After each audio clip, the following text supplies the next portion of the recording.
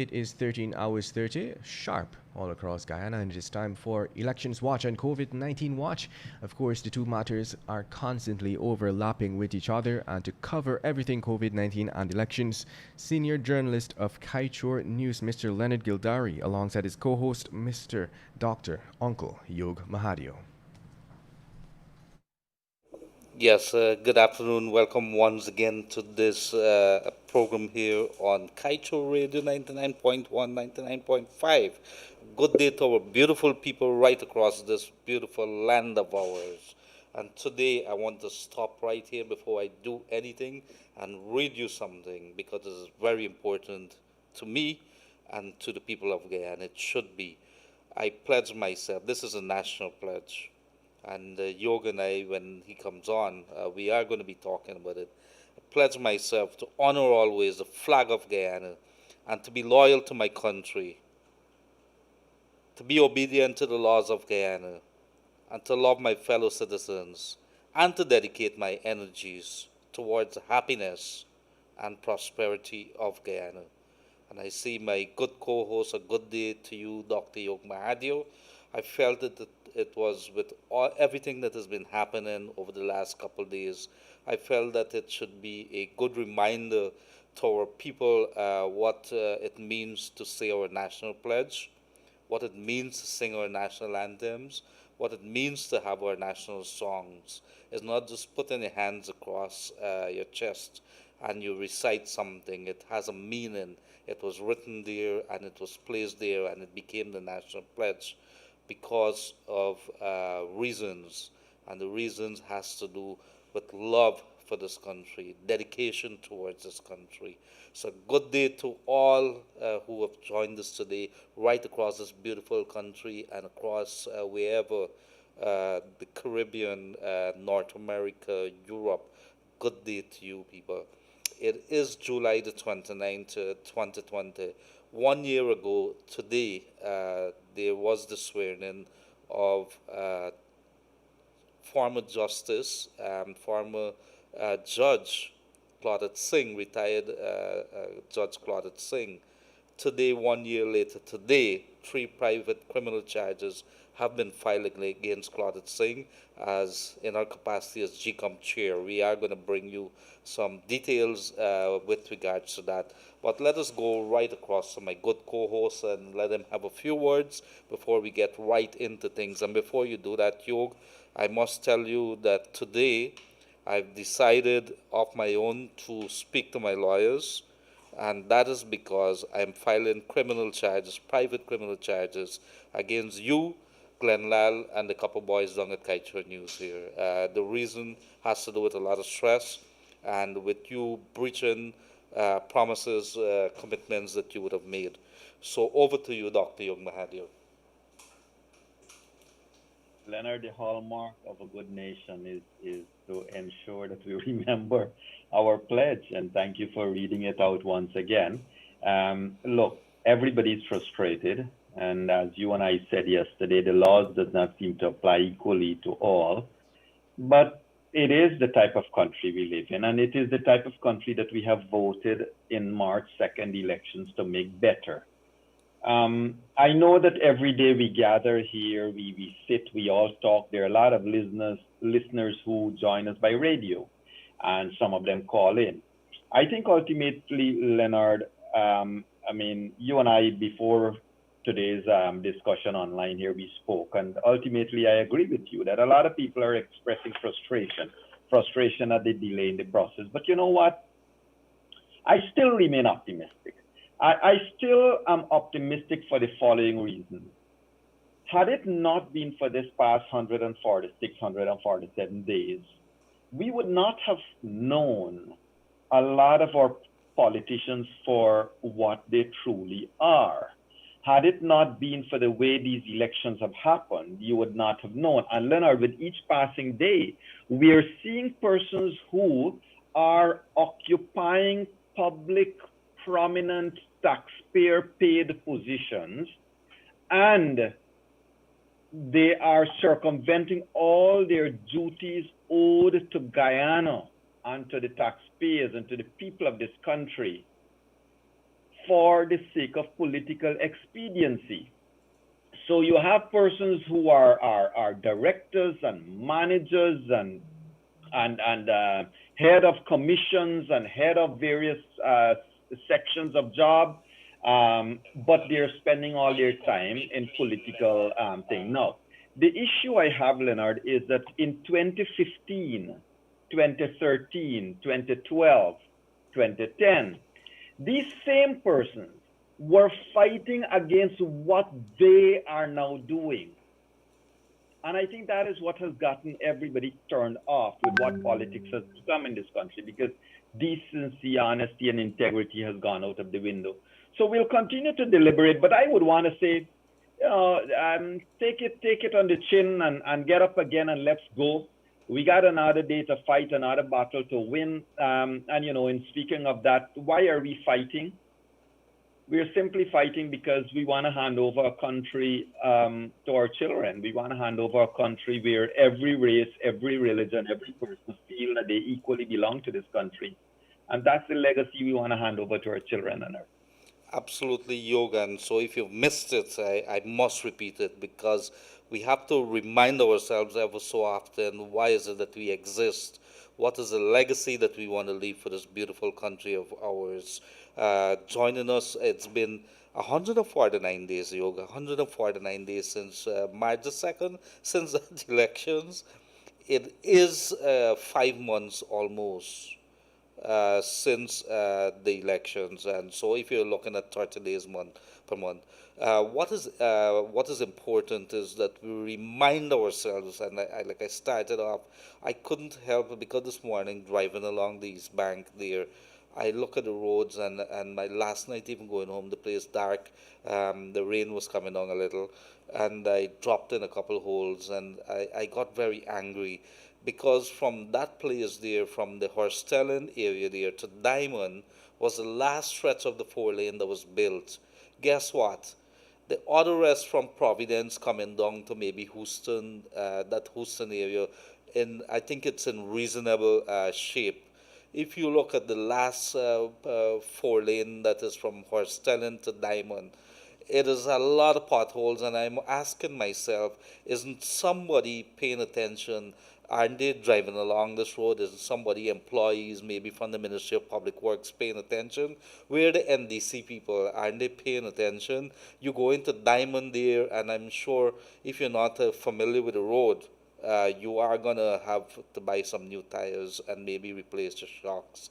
And it is symptomatic. It is just one of the many examples of what is happening in our place. Everything seems important that is pertaining to elections, except the livelihood of the people in Guyana, except what should be important, maintenance, the rule of law, everything else. We spoke about this, we've been speaking about this, Mahadeo, and it is very, very sad. Today, you have 3 persons out of all places that has come out and they're filing private criminal charge. The entire world is looking on. The entire world has come down, put down the foot, put sanctions in Guyana.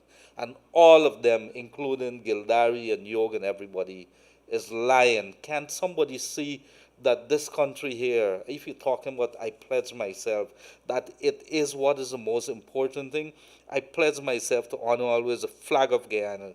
What does it mean to honor the flag and to be loyal to my country, to be obedient to the laws of Guyana, to love my fellow citizens, and to dedicate to my energies towards the happiness and prosperity of Guyana?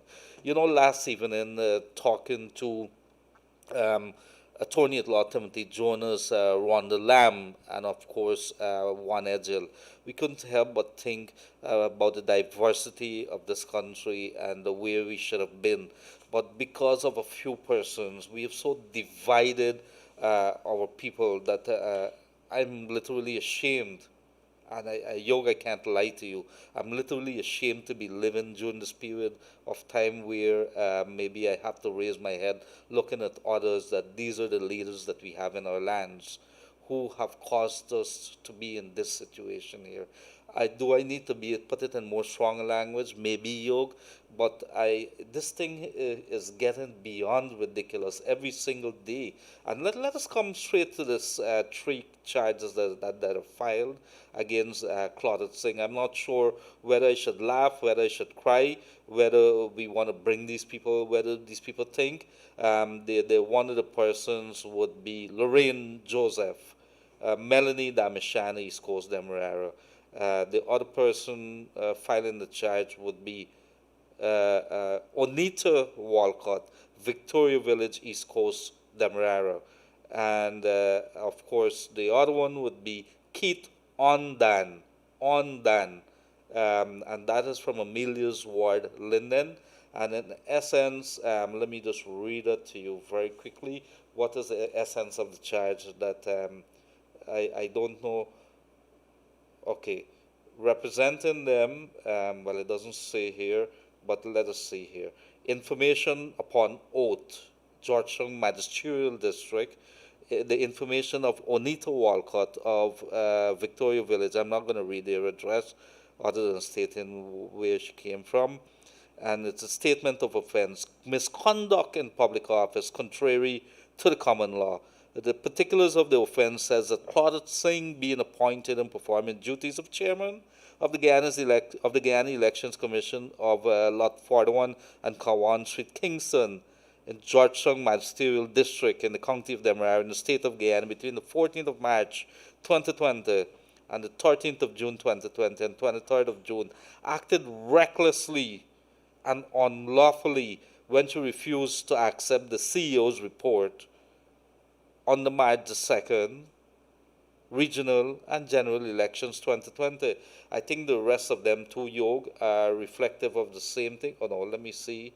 Claudette Singh, this one here from Keith Ondan now, and it goes on to say, she acted recklessly and unlawfully when she disregarded the advice of the legal officer of GCOM on the 16th of March 2020 and the advice of the Chief Parliamentary Counsel, Fong Fat SC, on the 17th of May 2020 that a recount of the voters on the March 2nd, 2020 regional and general elections were unlawful, unconstitutional. Defendant knowingly caused the gazetting of recount order in the official gazette on the 4th of May 2020 and an amended recount order on the 29th of May 2020. So it is very, very clear. It's three different things that we're looking at here. In essence, it has to do refusal one, and then the publication of the recount order in the Gazette, and refusing to listen to advice. Yog, over to you. You're the guy with the legal mind. Let us hear. Well, my first reaction, of course, is that to remind us all that everybody is entitled everybody has a right of access to the court. My second reaction, Leonard, is I will send you a video in a couple of seconds, but I wonder what would those good gentlemen who have been attacking everybody every day via the state media, I wonder what they would say now. Because Leonard, a couple of days ago, one of the gentlemen who holds a position of a director in Guyana in one of the ministries, he said that Keith Lowenfield, that the only reason Keith Lowenfield is being carried to court is because of his race. I will send you that video in a minute. So what is happening now? That's one. And two, you can see that every effort is being made to thwart these elections. Now, tomorrow when we have Tony Astafan and Sanjeev Dattadin, we have some serious questions for them in room 592, because already a lot of play. I think Lewis wrote an article. Who Lewis are you talking about, sir? The Labour guy, the Labour man, Mr. Lincoln Lewis. He wrote an article online that is very suggestive of a number of things. I'm not going to repeat any of it here. I don't think it's worthy for repeat, but it's interesting how the language is being changed towards a suggestive eventuality. But Leonard, they it is clear that they are going to try everything. Now, yesterday, APNO AFC operatives also started. I think I saw a feed. I have been unable to verify the source, but the new general manager acting, it has been attributed to him. Now, let me say, I don't know if Mr. General manager Mahipal of where? of Chronicle. I don't know if Mr. Mahipal said it, and if he didn't, I will apologize, and I do now. But I've seen a feed circulating that he is saying that the three government commissioners should resign. So it is obvious And that he's saying this one. in his capacity. My apologies, Yog, for disturbing you there. Mhm. He's saying this in his capacity as a GM, the GM of Chronicle. Well, it was said on his personal portfolio. So not necessary, but can you now separate a man who's a GM from every other thing? Because, Leonard, the question that begs to be asked, if Mr. Mahipal was the GM of Chronicle at the time when the recount was ongoing, then it means the board of directors of Chronicle had to give him special position to go do political work. All of those things that we'll have to address and question after these elections are over. But come back to the point here, he made I believe it was a post on his media. I have it in front of me here, not on the Chronicle media, saying that that the three commissioners should resign. Now, so that is another angle they're going to take, that the three government commissioners should resign. So it means what you want to do, you want to basically decimate, you want to decapacitate the elections commission. You want to just remove the ability of the elections commissions from declaring a result of these elections. Because one, you try to rig it. They try to rig it by alleging fraud. They try to rig it by claiming that they were dead people, claiming they were immigrants. They're not allowing an investigation of these things. They're just alleging it. They're not allowing a court to investigate it. Then two, okay, that didn't work. Now they're going to say the whole basis, the Constitution, the elections laws is unconstitutional. So this thing shouldn't have happened in the first place. When they gone past that now, they will go and say the whole Constitution is wrong. Throw away the Constitution, throw away the laws. Lapsus linguae. Then thirdly now, they're going to say, okay, well, we can't get past the hurdle of the laws, so let us remove the floor from Elections Commission. Mm-hmm. So the whole aim here seems to be now, the new aim seems to be to disable the powers of the commission from making a declaration.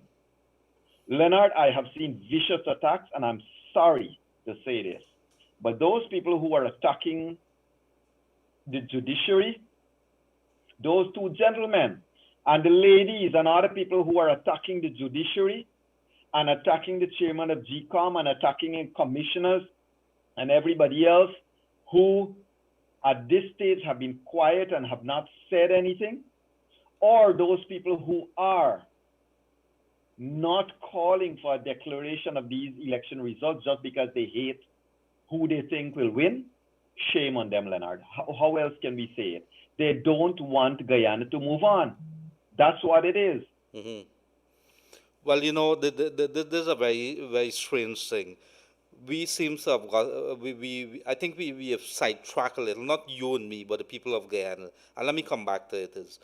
The Caribbean Court of Justice has ruled very clearly what Keith Lowenfield is supposed to be doing with regards to the recount. It was ordered that he go and do certain things. Before he could have done it, there was this court case that was filed. That is now, tomorrow, the Court of Appeal is going to be ruling on it. Could you remind the people again, Yog, what were some of the orders from the Caribbean Court of Justice when it comes not only to Keith Lowenfield, but when it comes to the recount and whatever incidental orders would have been made by the Caribbean Court of Justice, which happens to be a court that Guyana signed on to as the apex court, the number one, the last court. Yes, Leonard. Well, indeed.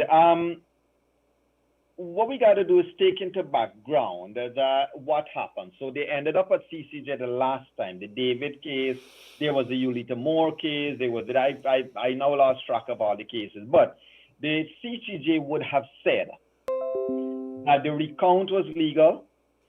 Events, everything has overtaken all those declarations, the illegal declarations of Mingo and so forth.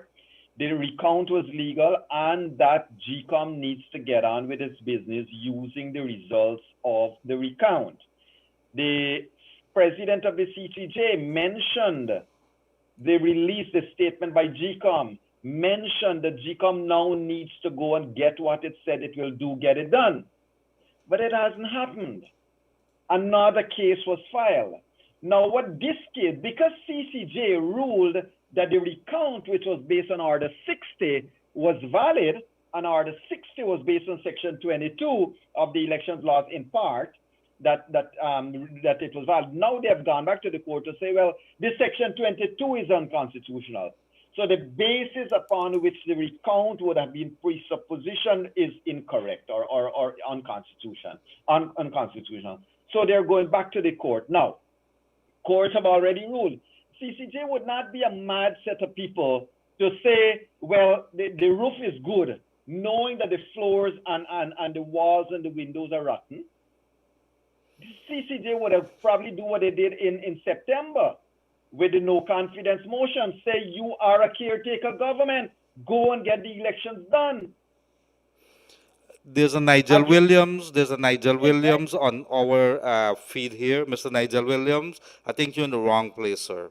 In the very, very wrong place. But go ahead, Yog. Yes.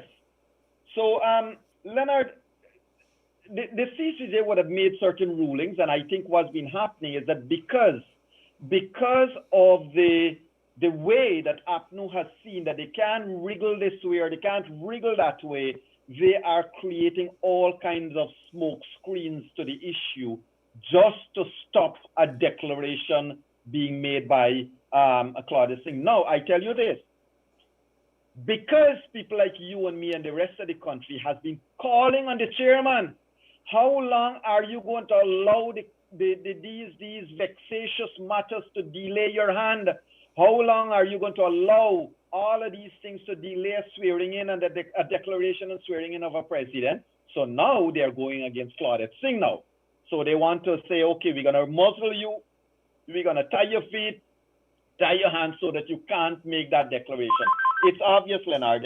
The script is there. You could read it, that they are going to go against the chairman. And what will happen, of course, as the gentleman would have said, if they're unsuccessful with that, well, maybe their three commissioners are going to resign.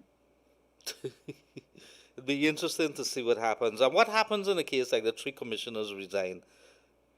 The commission is already, look, the commission has been set up. In my view, I spoke to one of the persons this morning.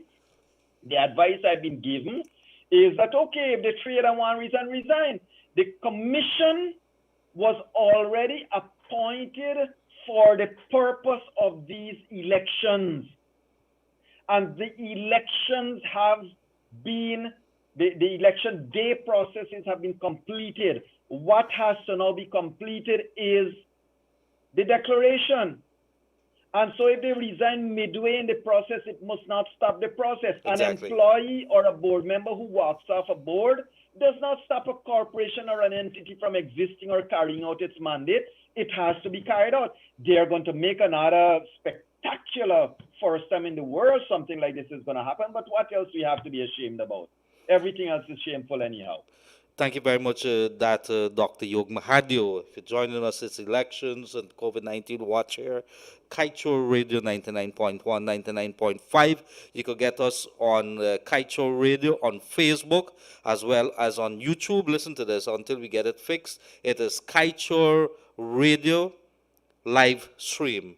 You have to put in those words, Kaieteur Radio live stream on YouTube to be able to get us. It's there temporarily until we could fix the Kaieteur radio thing that has happened there. We are working to have that fixed. In the meantime, Yog, one of the couple of things that we must say at this time, which is it is very, very sad that when a country has no respect for the court of laws, and yet we keep running to them, and when the court rules and there's no respect for laws, that is a very big indictment for the people who want to be running to the court in the first place. It's very clear right now, the conclusions that can be drawn it is that the only reason that these court actions are being filed is to buy time, because when the judges sit down and the waste of time, and the entire world, the entire country is watching, when those rulings or the decisions are rendered,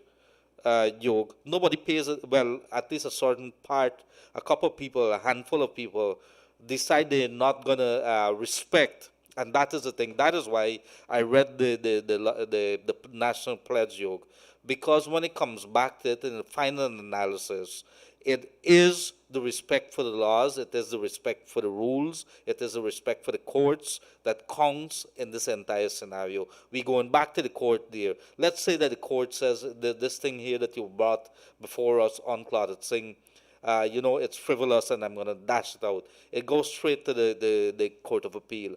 Those people dash it out. It goes straight to the CC, they dash out. Then it come back and it says, you know what? I believe that she's too old to be sitting in that position that she's sitting. Let's go back to court again. You know how stupid, how frivolous, how time wasting this is. The By court. is the old a factor there? I'm not sure, but I'm just raising the issue, Yeah. that I am gonna file actions against you. I just feel like Right. filing it. I'm filing action against Raj in the Gotcha. studio here. I feel like filing actions for the simple reason that there seems to be any frivolous kind of thing. Let us file actions against Glenn Lal for the simple reason because his name is Glenn. Why don't we go ahead with Hmm. that? Well, and therein lies the question you and I asked a couple of weeks ago. At what stage would the learned legal luminaries that manage our court system in Guyana say that yes, there is right of access to the court, but there is also consideration of vexatious, cases? Because as Chief Justice Acting Roxanne George would have said, you cannot have the same thing come here under the name of somebody else and try the same case again. It doesn't work like that. And the courts, thank God, the courts are seeing quickly through the rules that they would have approached the court with. So those are the things, Leonard. But, come back to the thing, why I asked you if it mentioned anything about age and so forth. Here's why these things are vexatious, or this one indeed. So Madam Claudette Singh would have been appointed as the most fit and proper person above a list of 18 names that Including Chris include Ram and Jerry Gavayo. Chris Ram, and so forth, right? Now, she was selected for the Constitution. The opposition leader and the president got together and they put her in the position. She has security of tenure.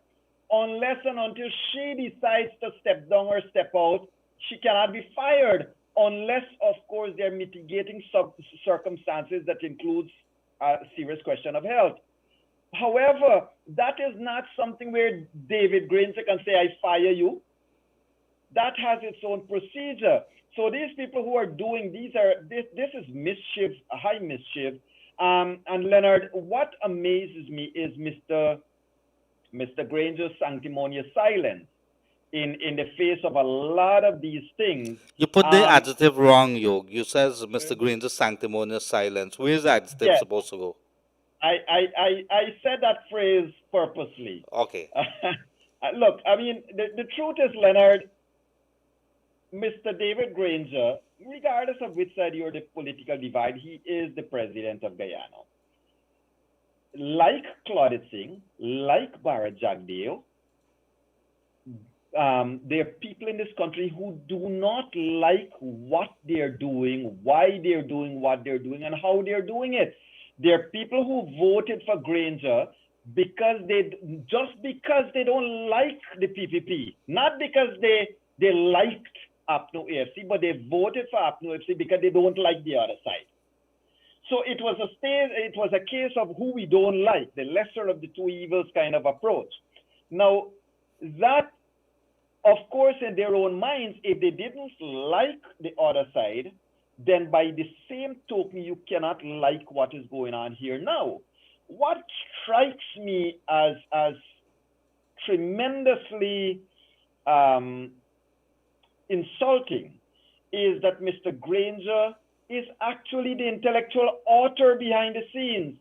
He is, forget the president part now. Forget that he is the president. He is the head of the list. He is the one that will benefit by all of this shenanigans. There's a clear principle in law. One should not benefit from the proceeds of his own crime.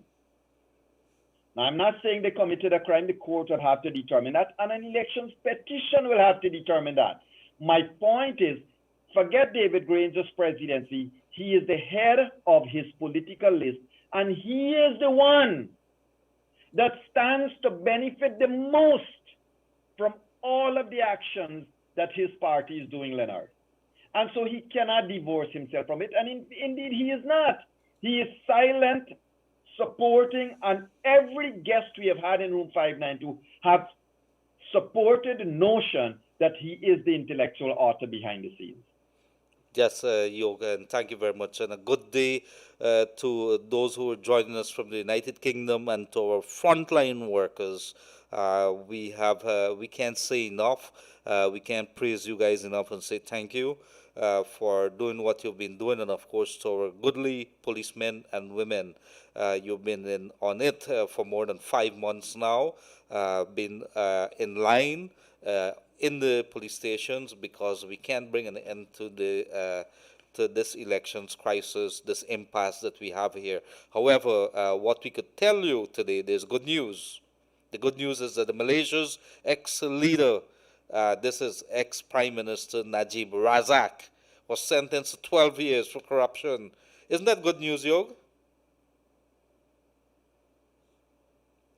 Yog don't want to endorse this, so in the meantime, while we get him back, it is. You didn't say whether it's good news. Are you backing me with this, Yog? I'm not backing you today, Leonard. I'm taking a middle ground. Okay, thank you very much. We always have to see a voice of reason. When all else fails, there must be a voice of reason. Nigeria, and we come into our front page of Kaieteur News today. Interesting read today, because there's a couple of articles here that caught my eye today, although I was in the midst of it, hearing our reporters reporting what they're going to do. It's July the 29th, 2020. Nigeria in $1.5 billion oil repaid deal with oil traders. Read that. It should tell you something, what we should be warning our people not to do here. Everything, and Yoga, I can't stress enough, when it comes to your resources, your gold in your back dam, your bauxite, your oil, it is your wealth. Open your mouth, just like how you open your mouth and get. Why you getting upset about elections and you can't get, you're not worried about the money that is in your pocket or should be in your pocket? If you're not getting the money and you come in and ask Gildarie, or you're asking for help at this point in time, you should direct some of those anger at some of the leaders for not getting your good deal. So while they're sleeping and moving about with their SUVs and going and eating fancy dinners, and they've been taking salaries over the last couple of months when they should be out of office, we have you to blame. Open your mouth. We're going to open our mouth for you, but you should too. Agitate a little. 8 months later, government fails to act on recommended charges against Troy Resources, not a big Australian company here, second largest gold company that is here. The company seems to have no respect for the people in Guyana. They should come out and say something. Why is it that the government, well, they can't answer for that, but the government should come out and say, why is it that a company which has breached a couple of regulations, and including one person would have died at least in a cave-in, and there was charges recommended. Why is it the government not acting?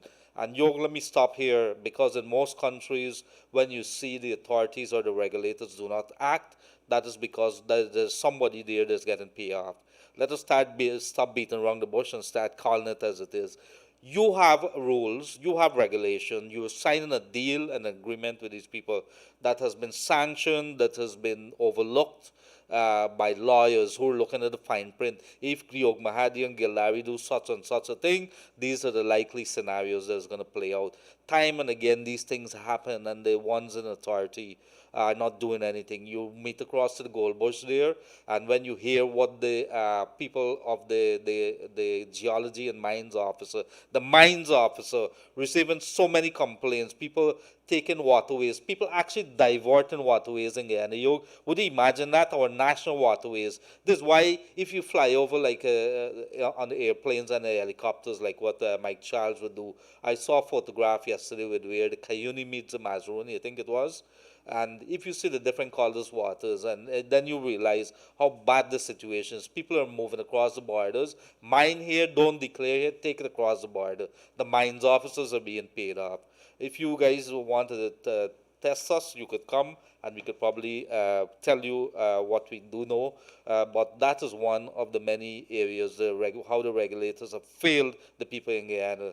Smoke and mirrors, how AFC, APNU failed to fool the international community. And you should read this. This is in the Kaieteur's edition of July 29, today's newspaper, how APNU FC failed to fool the international community. That's why you have 100 plus countries, you have organizations such as the UN, Commonwealth, India, CARICOM, OS, everybody, including sanctions hitting you, and you can't see what is in front of your face. Well, something got to be wrong with you, and you're lying too much to your people. Evidence debunks APNU FC's claim that election case is not related. Evidence debunks APNU FC claim that election case is not related. Well, you should read that also, because one is saying it is Gildarie from across the river and Yoke from Berbice, two different cases. When you look at some of the filings and when you look at some of the players, the lawyers, all and one are the same. Don't be stupid. Man 74 dies trying to enjoy pension he had just collected. Yoke, these are many stories falling to the wayside. You see so many tragic stories happening, and we can't report it because there's so many more things, including elections that the people are engaged in. Coalition flouting COVID-19 restrictions. It seems as if the entire paper is dedicated to the coalition. That is because they are the government that is in play, and everything that they do comes like any other government under scrutiny. Nation bids farewell to veteran trade unionist Komal Chan, and any other given time this would have made the big news as to what happens next in a big union like Garou. Guyana must call on oil companies to dedicate its portion of CSR budget towards climate change efforts. This is CGX head, and this I think is Dr. Professor Suresh Narayan. Surviving COVID-19 could mean the lifetime of complications. Yes, Yog, many persons would have been telling us, warning us that if you don't pay attention, when you end up in the hospital and you have to take treatment via the ventilators and so on, it leaves a scar and it leaves so much things that could happen. You're never the same. Yet our people not paying attention, and these are some of the stories here. You need to pay attention to it. Read the story, Smoke and Mirrors, how AFC APNU has failed to fool the international community. Yoke, over to you. Many things in your head there.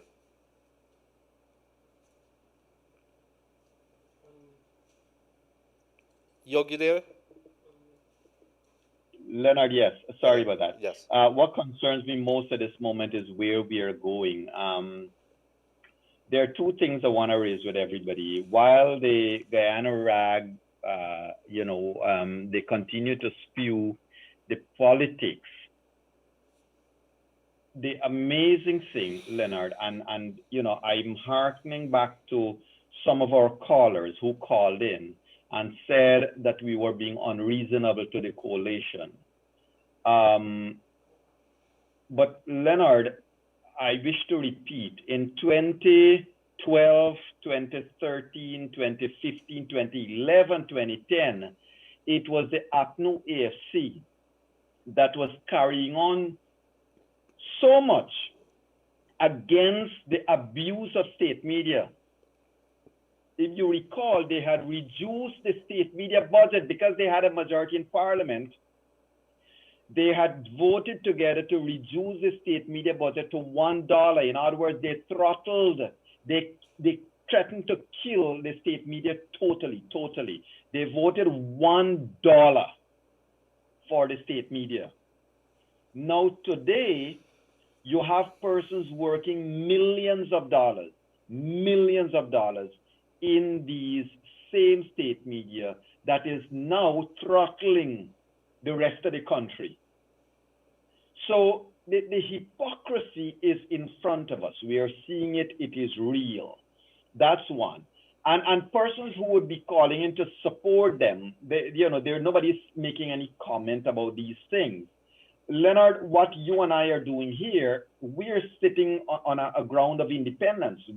None of the political parties, nobody could ever say that they saw me or you or Glenn Lal or anybody take a political flag and fly it up. We have been independent and we have been speaking out. Like you, like everybody else in this country, when I was much younger, I would have been, taking up a political stance. That went by when you see that regardless of which politician go into office, it's the same place. Everybody starts to get consumed with power and not with helping people. Now, come back to this thing. I like when you refer to the Nigerian, Malaysian case and so forth, Leonard, because people need to know that in other countries, cases like Nigeria, Malaysia, Leonard, which one of the two? Is it Malaysia, that the Chief Justice of the country, because he took a political position and because he gained state assets, the Chief Justice was taken to court and was stripped of title and was shamed and debarred and everything else.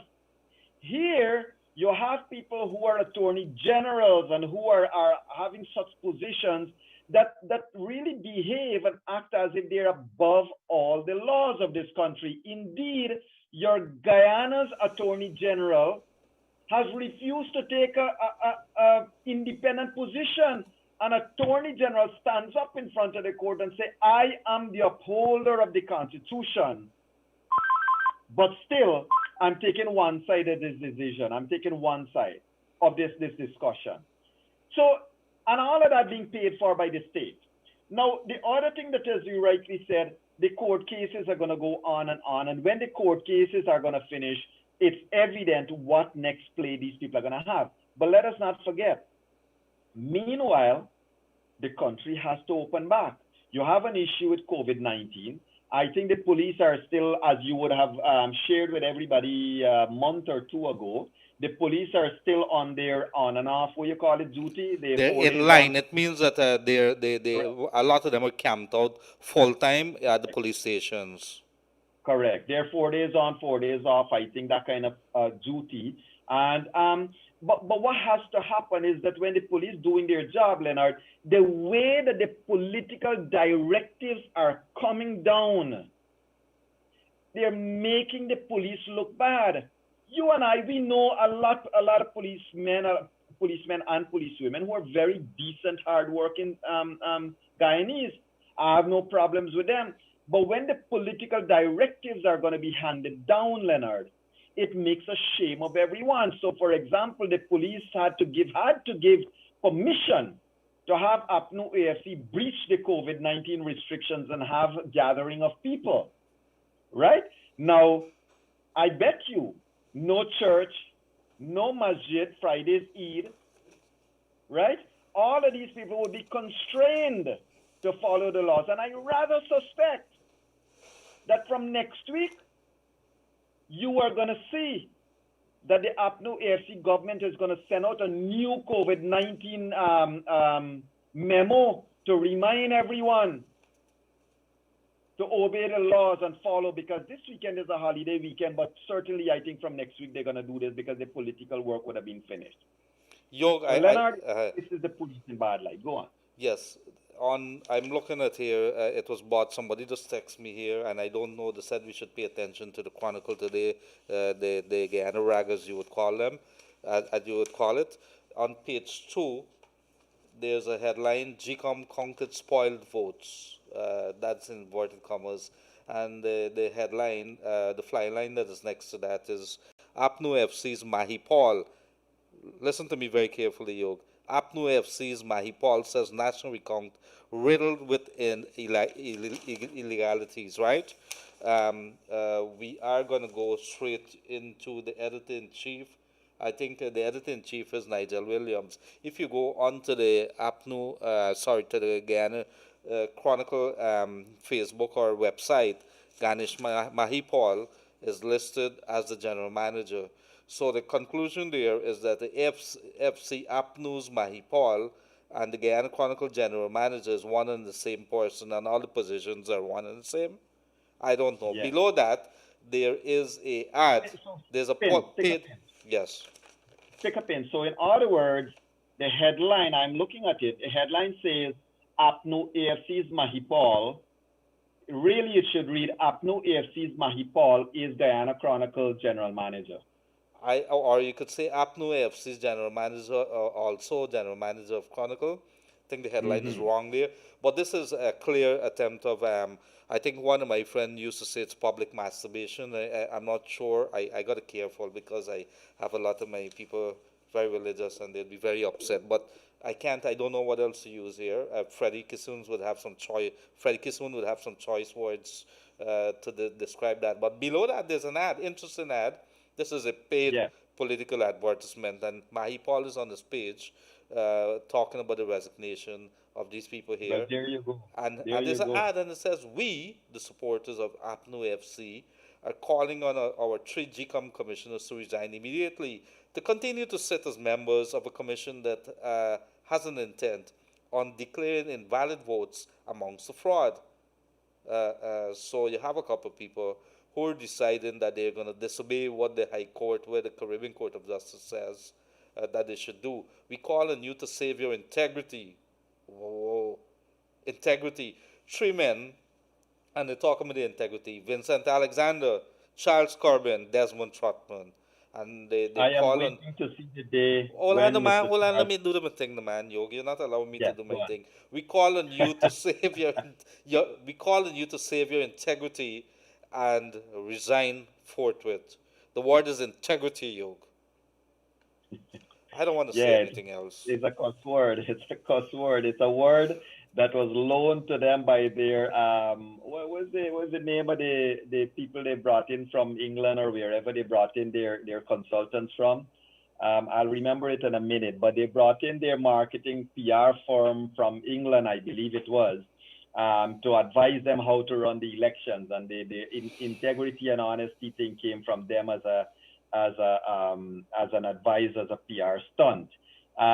You remember we had, who was it, Mr. Chris Ram, who said you shouldn't be lying when you have, it wasn't Ram, was some marketing person we had on our room 592.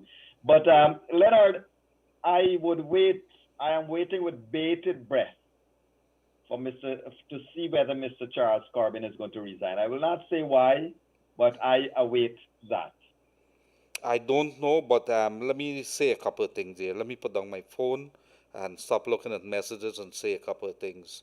There has been a ramping up of attacks, not only on yourself and myself, Yog, but on public officials. Anybody that's outspoken becomes game. And they have been stepping it up from people's sexual relations or alleged sexual relations. The one person has pointed me to some shameful things that has been said about the Chief Justice acting Roxanne George. Also, I would have seen some things about the Claudette Singh as the GCOM chair, and it goes on and on. Ralph Gonzalez, Keith Rowley, Mia Motley. You could remember some sexual stuff that was said. I'm not going to hide it, Yog. Let us think. So they're going to bring it on. But guess what? And we could say to you, bring it on and let us see. But let us also talk about contracts that's been given out, lands that's been given out. Somebody texts us and says that Enmore senior staff compound has become a short-time hotel. I don't want to even talk about it, but these are properties that belongs to the people of Guyana. It belongs to the people of Guyana, and if it's not been sold, but you have uplifted it by giving it a makeover, and then it becomes home or a weekend getaway or vacation house for a few persons, What is NISIL doing? What is Calvin Heath London doing? What's happening there, sir? We got to call you guys out because these are reports that we get in. If it's not true, you need to come out and say it. There's also people who are benefiting from so many other things, and you could open your mouth and you could bring it on and let us talk about it. However, somebody has also sent us a couple of things here, Yog. Um, Maybe we could have a discussion on it. But remember, they had come up about the issue if you're sitting in the United States, whether you are have permanent or you're a citizen there, whether the laws could they could be used against you for maybe going against your country or for backing something that your country finds that is illegal. Well, apparently there's several pieces in the law which could actually be activated against those persons, and they could even be complaints filed, uh, bringing the U.S. authorities' attention to persons who are backing an illegality, who are probably backing a dictatorship, who are backing anything that is sitting there fomenting any kind of illegalities in Guyana, who is probably pushing violence, who is probably calling any other things that could be seen as not against what the U.S. stands for. So there's several pieces. I'm going to send it to you. We're going to have to study it. We're going to have to bring it. But there's several pieces in the U.S. There's even, let me see, there's even a piece by a gentleman written on July the 5th, 2018, Tim O'Shea. Immigrants, can the government revoke your citizenship? And these are all works that has been done. It's very much out there. So if you believe that you could be sitting somewhere in a country that maybe in some basement and be spewing your filth, attacking people anonymously, creating 5 or 6 Facebook pages. If you're in Florida, whether you're the daughter of a minister and you believe that you could sit there and we're not going to retaliate or we're not going to talk about it, well, you could bring it on. And let's see what happens. The people of Guyana are a little tired of the games that's been playing, and because you're probably accustomed to bullying and people bowing to the pressure that comes as a result of that, well, the time has come with when people are tired and they're not going to tolerate it anymore. So let us see how that goes from there. Over to you, Yog. Yeah, indeed, Leonard. I wonder, having looked at, you're right, the issue with the private charges filed against the GCOM chairman. I'm looking at it, and Leonard, I wonder if they have taken in consideration, some of these things, that if you file such cases, because remember, the political parties are using private citizens as the front for a lot of these cases. And I wonder if the persons who are being used as the front for these cases realize that down the road there may be repercussions in terms of their names being used in such cases. And when people are going to track and trace how monies are being paid to the attorneys and where the monies are coming from, and the kind of fraud and so forth that could be anti-money laundering, because a lot of laundering of money going on presently, a lot of laundering, illegal movement of funds happening. For a Trinidadian lawyer to be paid, I would want to see, I would love to be proven wrong that the account, the wire transfers to pay the Trinidadian attorney would have happened from the petitioners or the applicants' system to the attorney. Those are the things I would want to see, that Mr. Basil Williams, when he decided to go on a frolic of his own to employ another attorney to represent him and himself, of course, in the last case, that payment is coming off his own pocket and not the state. And also, when we have these two gentlemen on tonight, tomorrow night, we'll be talking a little bit about malicious prosecution and stuff like that, because I think people out there need to know what could ultimately happen when such cases are being filed. The other thing in my mind, Leonard, do you think that these cases were filed? And mind you, ladies and gentlemen, the cases were given prominence in the Guyana Rag. I don't know what page this is, Leonard, on Leonard, but it is given prominence on the in the Guyana Rag, and it is something that is there that would have. It's on the front page. Yeah, is it? I'm gonna check it. But anyway, the issue here is there. Do you suppose, Leonard, that they have filed this case because they know that the chairman always say, well, if there is something in front of the court, I'm not gonna move. And so it's kind of say, okay, chairman, don't go do anything tomorrow because we have another case that we're filing today. And so she got but a private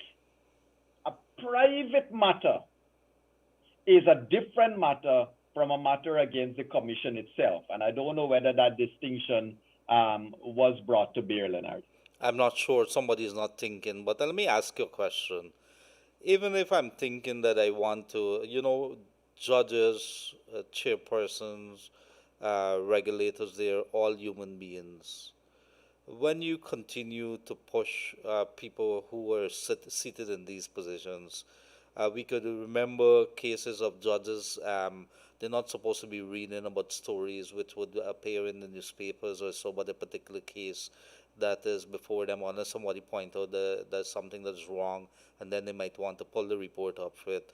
What is important to note that these people are human beings, and so you file cases and you go against the GCOM chair. She's a human being at the end of the day. What do you believe that you're doing? You get everybody upset around the world, all the countries, the EU, and the United States. And we come back to United States here. You have the Secretary of State, Mike Pompeo, who would have come out and announced those measures, those sanctions, those visa revocations. And we actually have a new word in Guyana now, revokees, living among us. When you would have seen them come out and say it wasn't play. We're not playing with you, young Mahadeo. We're not playing with you, Gildarie. These are serious things. This is the beginning. You believe that they have not been paying attention to what is happening. So while you're buying yourself some time, I think that it was one edger last evening that says in room 592 that the longest rope has an end.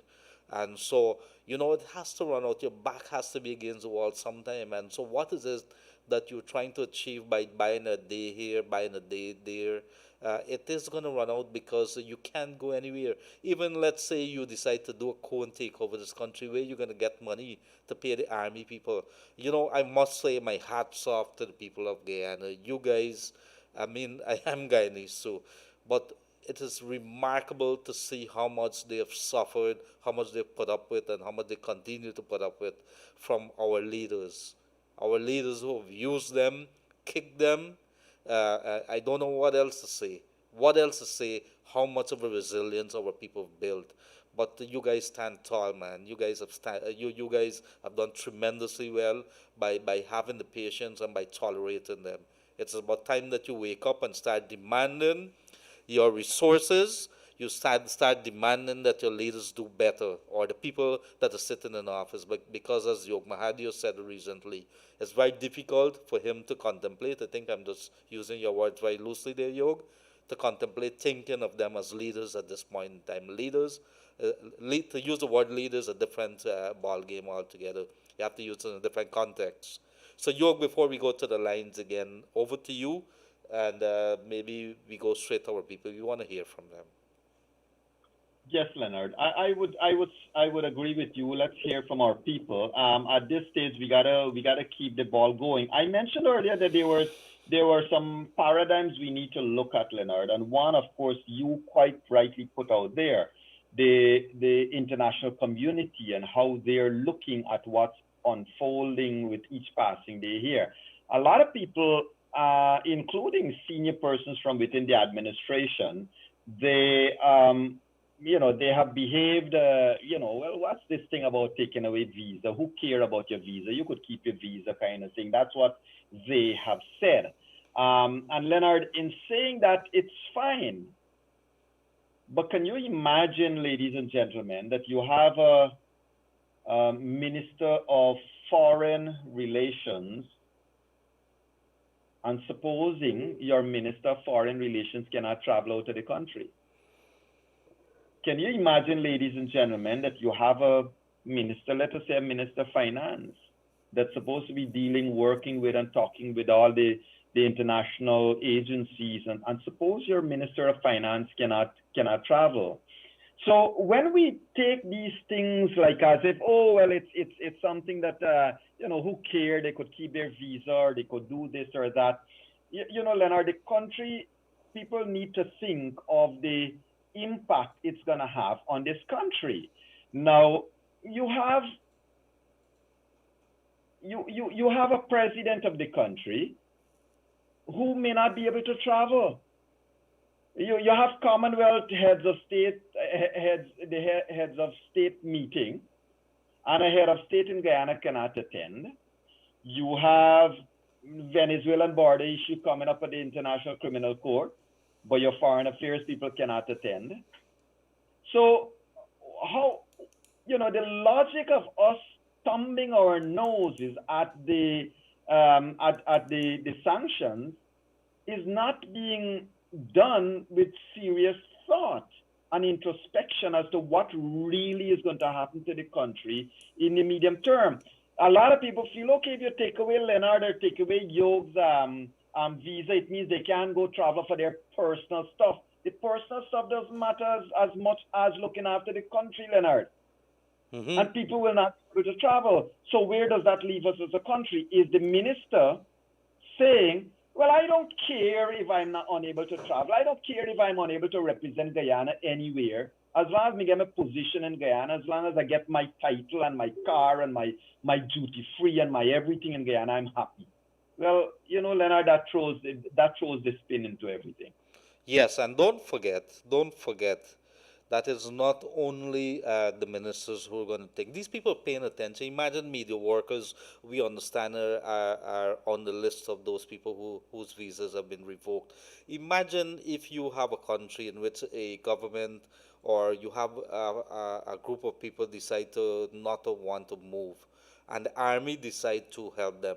The army officials, if you have wives, if you have families and things like that, they start doing that. And imagine everybody, you can't travel anymore. You know how devastated, how much of a devastation there's going to be to a lot of people. But there are other things that we need to pay very close attention to. After 1 month, where are you going to find the money? Because remember, you can't send your rice to anywhere. You can't send your sugar anywhere. And if you talk to the rice millers at the moment, they're going to tell you that there's a crisis that is brewing.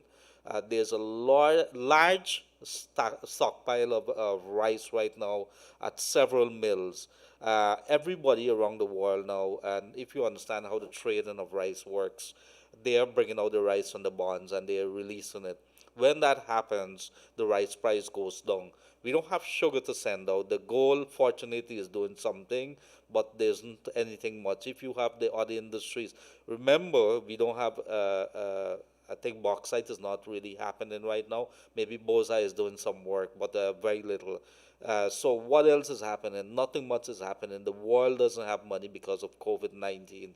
So you're going to see a contraction within a month because you can't have access to any international donor funding for COVID-19 because of what's happening here, because you can't trade and you can't have those receipts coming back into the country.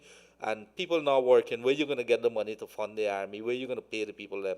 So let us think about this thing very, very carefully, and don't allow a few people who believe or who remain delusional that they believe that they could remain a country that is going to close the borders. Where you going to find the food? How are you going to import food if they block the ships from coming here with supplies? So let's think about this Leonard, really.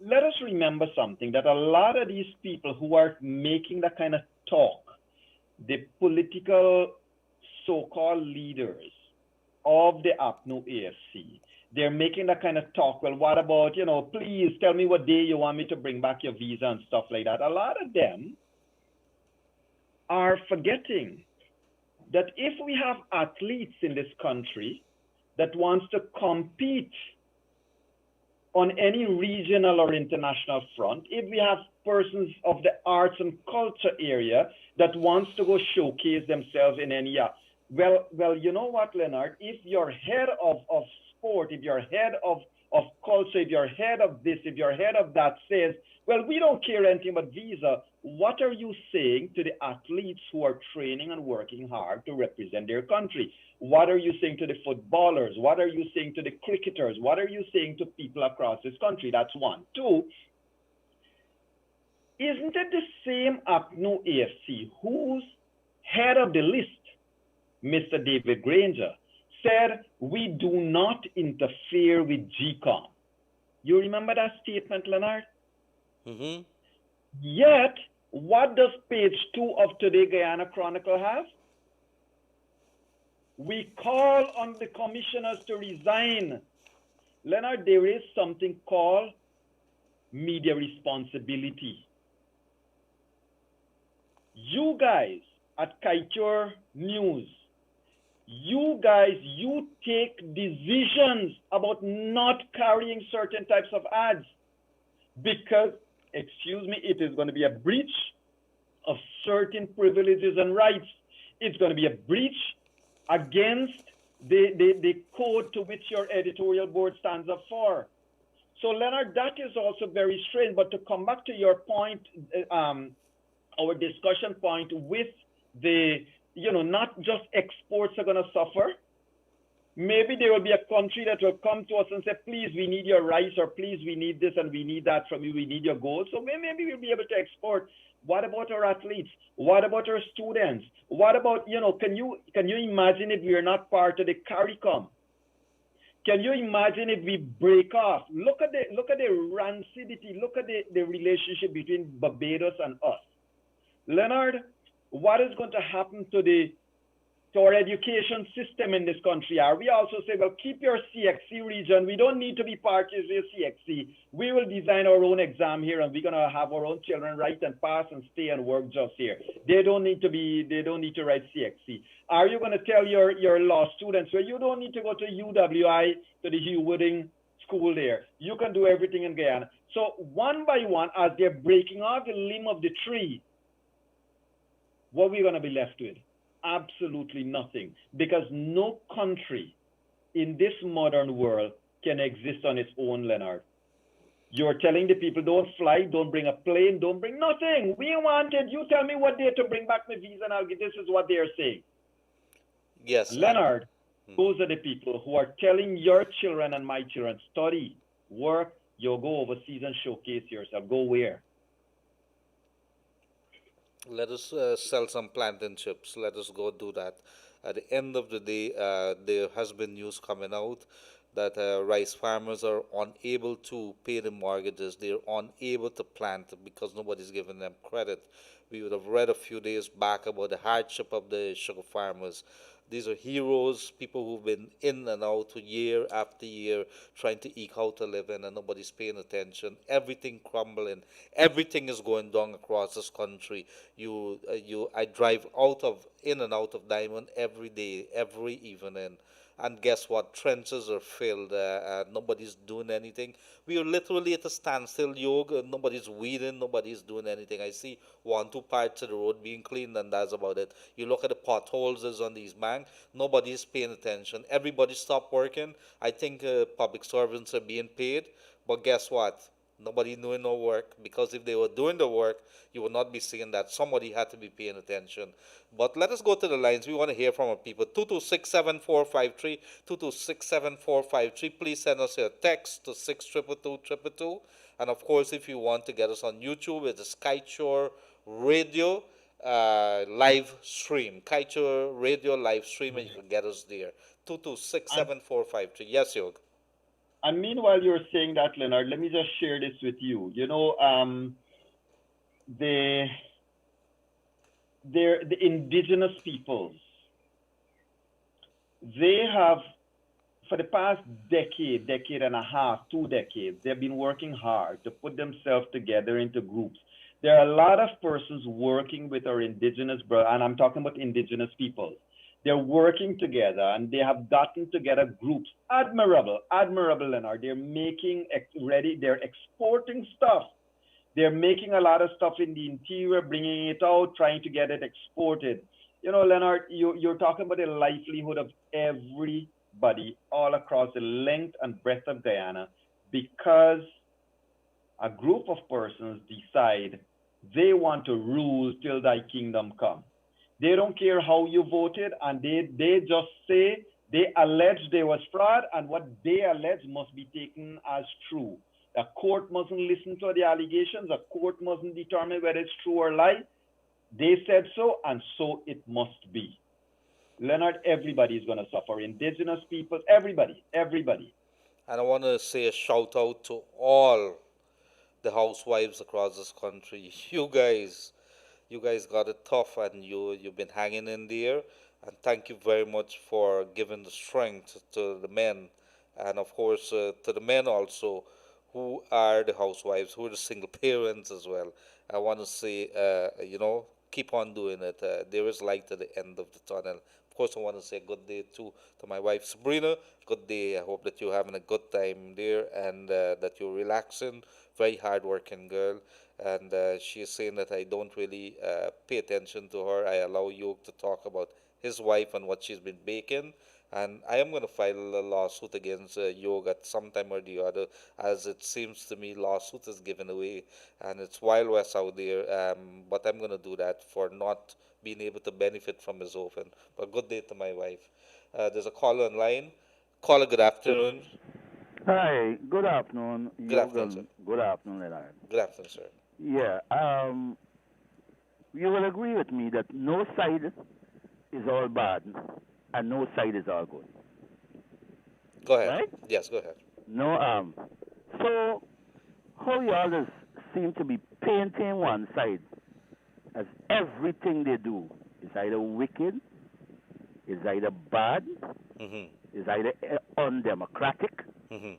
and the other side, when they do the same thing, they are told they're fighting for democracy and all these things.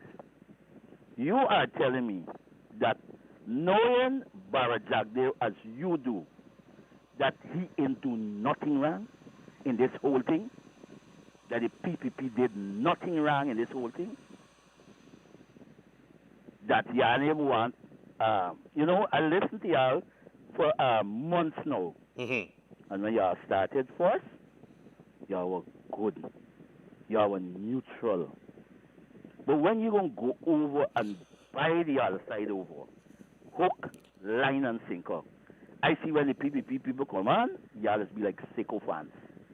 Y'all, everything, like virtually everything they're saying coming out of the Bible. You know? And I think in the interest of fairness, partner, y'all should stop doing what y'all do.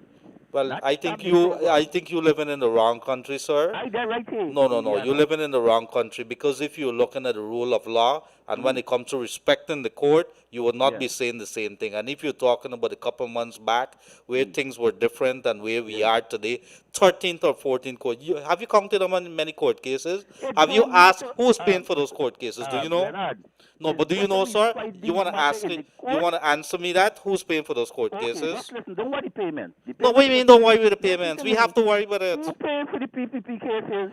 Who's Wait, paying wait a for the minute. PPP cases? The state You don't know cases, if who's they're paying for laundering that? money. You don't know if they're Yog, laundering money, you deal with this man, boy. I don't know how to deal with you. Yeah. right? Let me answer you, sir. Mm. I don't know. You were saying that there are two sides.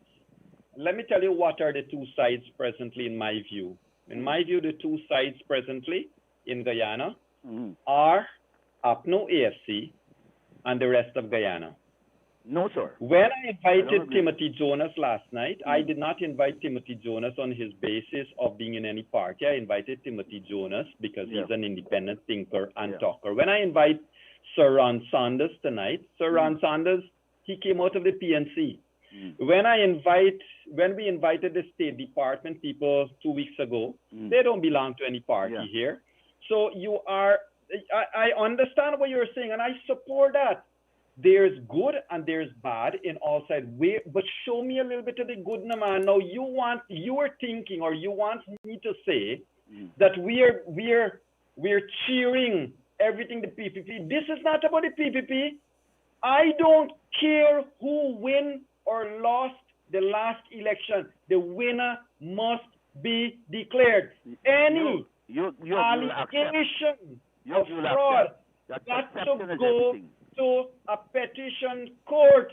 Any allegation of an elections fraud must go and let a judge decide. You can't decide in Congress place that the votes mustn't matter, or 41 boxes didn't get documented. Why You when Mingo lied before, results? and they're lying When again. Mingo's figures, why you didn't carry the election petition? Why the PPP didn't carry the election petition? Why? Why? You can't go to an election petition unless there is a declaration. Well, wait for the declaration. For the declaration every single day. Every single day, your leader, every single day, my apologies, every single day, Mr. David Granger is coming up with one excuse or another to disable the chairman from declaring these elections. Declare the elections, go to the court. If the court says fresh elections in 90 days, let's go to fresh elections in 90 days. But not because David Granger says so, I must believe it. They lied. He lied before. The other side lied before. All I want is my vote to be counted. I don't care about any of the liars. Finally, I want the people's votes to be counted. Finally, we will not have a solution to this problem until we come together. There's a Guyanese problem. Well, so how do you deal with the elephant in the room, sir, which is declarations which has been ordered by the court? Leonard, let me beg. Hear me, my brother. You are right. That is the talk we need in this country. We need to discuss. But buddy, you can't come put a gun or a knife at my neck and hold my family at ransom and say, let's talk. You gotta say, let's declare these elections. I said it last night. The PPP has to change its priority. The first order of business in the next government must be negotiations and discussions. So you will accept that invalid votes must be counted and then go to election petition. Tell me, who determined the vote invalid? Yeah? Who? You had all the international observers. You had all the local observers. Hold on. You had the international. Hold on, please. You had the international observers. You had local observers. You had everybody there. You had GCOM secretariat there. GCOM people sign off on all of them. All of them accepted it. Only APNU AFC says it's invalid. Now you tell me, who else said that the votes were invalid? How many things were supposed to be done in the recount? Now 4 things?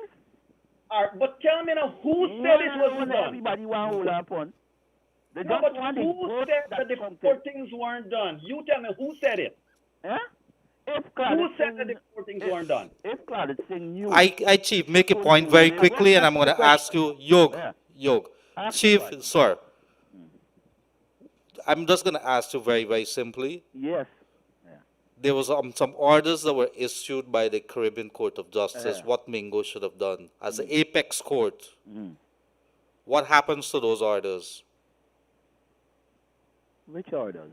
Well, apparently you're in the wrong country. No, Ma, you see, you're gone again. You're trying to insult me. No, because if you ask me which orders, the orders that were issued by the court, if you call in and you're asking me about something, you don't know the orders? Let me say this. So why are you asking me what orders for? You talk to this man. Hold on. Sir, let me say this to you finally. Let me not continue arguing. Let me have the discussion. Here is what I'm proposing, right? Yeah. I am saying this openly, as I've said for the past month. I am making an open appeal. If anybody from the APNU AFC wants to come in room 59 to bring your evidence that this man dead and here is his vote and he voted because of so, bring the evidence to a room 592. I'm going to invite the PPP to come. I'm going to invite the one of the observers to come. Let us have an open discussion in room 592 with evidence. I don't want to hear PPP said because Barrett says so. I don't want to hear Apnu say, well, because David Granger says so. I want to see it. I can read. My parents spent their life sweat to send me to school to read. I can read. I can cogitate. And so let us have that discussion, my brother. But let us not say the votes are invalid because no court determined they were invalid. I need Madam Roxanne George or a high court to tell me, yo, this 200,000 vote invalid, let me get a fresh election. I can't have Granger say so or Jagdeo say so. I need my judge to tell me that. Make a point, caller, and hang up. Thank you. No. I've already made my point. Thank you very much, then. All right. Y'all have a wonderful day. You too. Thank you very much. Thank you for coming. It seems as if people are very not paying attention to the Caribbean Court of Justice. There's an order from the court what should be done, and let us not put that aside. The Caribbean Court of Justice has ruled how this thing should be handled, and that stopped them in the track, yo. That stopped them. I am patient. I'm not impatient. I understand. I'm not. I know you've gotten a little impatient. I'm not impatient, my brother. I am patient. I like the caller having called in. Look, there are persons, a lot of persons in this country that remain convinced that there was fraud because that is what has been perpetrated every day. One thing I'll say, I have not seen the PPP take out full page ads or do what Chronicle is doing there to fight their case. They believe that everybody who could read and everybody who could have known, everybody who could have known have seen the events. And so, now, look, Leonard, in room 592, how many of the people we invite here because of their political persuasion? We have invited lawyers. We have kept them to a serious legal discussion. We have invited persons from... Anyway, come back to the point. I don't mind the callers calling in. I love that call. But my thing is, you or me, Jagdeo can't tell me that the Sophia boxes had a problem. Jagdeo can't tell you that the boxes up at Reason whatever had a problem. And neither can Granger tell me the boxes had problem. These are political people. They want to win an election. What I do know is that on March 2nd, the SOP said so. What I do know is that after the recount matched the SOPs to a great degree. I think almost 90-something% degree. What I do know is that one party made allegations this way and another party made allegations that way. And those allegations, that's what I know, needs to go to a court like what the PNC did. The PNC took not this last election, one of the elections before, was it 1997 elections, Leonard? The PNC took that elections to court, and the same chairman, that is GCOM's chairman, she vitiated the entire election and threw it out. And you know what? What is shameful about that election? It was the PPP and the PNC sit down together, and they made an agreement. We hereby agree that people got to use ID card before they vote. When the PNC lose the election, they spend so much money to go to the court, to have the court say, well, on a matter of technicality, the law doesn't require ID cards, so the election's vitiated. It didn't mean PPP didn't win or lose. It meant that the procedure was wrong, so the whole election was thrown away. You know what? This is why, and it was because of that technicality I'm saying so. Maybe on a matter of technicality, this whole election was bad. Who must do it? Must I believe Granger or must I believe Jagdeo? If I want to believe Granger, I got to believe this man too. Both of them should come here and present their evidence. But Leonard, that belongs to an elections court. And I am not going to pronounce on it. What I do know, the SOP said so. It was the same APNO AFC in 2015 said, this is what the SOP said, and we demand it, and we must go on. Nobody knows if the 2015 elections were rigged. It never got to see the light of day in a court. Thank you very much for that, Dr. Yog Mahadeo. Elections and COVID-19 Watch here on Kaieteur Radio. I want to take this opportunity to apologize to our people. I lost it there a little. I can't understand. Sometimes we are all human beings, and we do happen to have our little traits. I could remember it was Timothy Jonas that stood up in front of Ashman's building and pointed out across the road where a group of protesters were. And he said something that struck a chord in me. He says, those people across the road there, Yog, they believe that they have won the elections, and we're not here to say who was won, who was not there. The rule of law must be followed, and I think we're looking at the rules that we're supposed to be looking at the rule. I want to apologize to the caller. You are entitled to your views, and this is what this radio has been. This program here, Dr. Yog Mahadeo, myself, the management of Kaieteur Radio, Glenn Lal, and everybody wants it to be. The people want something like this, and we are going to continue to do it. We are going to mess up sometimes. However, I want to say that in the same breath, that there are many people, think about 40 something percent of the voters who turned up, who believe that they have won because of the narrative that would have been fed to them by a group of persons whose all intent of staying in power, and I can understand that. And so we welcome all. I am going to ensure that we continue to open our lines here, take all your concerns, because that is what this radio program is for. So my apologies again, and we are going to move on. That is not going to happen again. I'm a very cool person, and Yog, thank you there for steering the ship. And my apologies to that caller, and of course to our many persons who would have been tuned in and seen Gildarie a little different today. But we're all human beings. I ask you, forgive me there a little. Leonard, let's address something else. So I see, and again, Sharon, I say this with respect to you, my sister. Sharon Brown says, so let GCOM annul these elections. But Sharon, the problem with GCOM annulling these elections is as follows, right? One side has said the elections got fraud. One side. Should GCOM now listen to one side? What GCOM has to do is go to the court. Elections court has to instruct GCOM, these elections were bad, and let us have fresh elections. GCOM is not a judge or jury. GCOM's role is to run an election. Mr. Lowenfield will have to go to the court and will have to explain to the court why he was being paid the millions, multi-million-dollar salary that he would have been drawing, and he couldn't run the elections. He got to explain. How come the GCOM secretariat has to explain to a court all the money they're drawing, why they were unable to do it and do anything for Guyana? But it is not GCOM, my dear sister. It is a court that has to do so. And by the way, nobody must benefit from their crime. And so if any side is to swear in terms of before that happens, then that is based on a GCOM decision.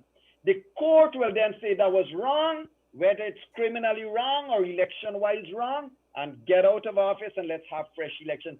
But not because Grains have said so or because Jagdale. Listen, we are intelligent people. We got to stop sometimes and read and understand for ourselves. And I don't mean that condescendingly. I mean, as an intelligent people, we got to now see what's right, what's wrong. Debate, negotiation, discussions need to happen. But when? Are you ever going to negotiate with a man who decides he's going to take away your roof and your house and your floor and your windows?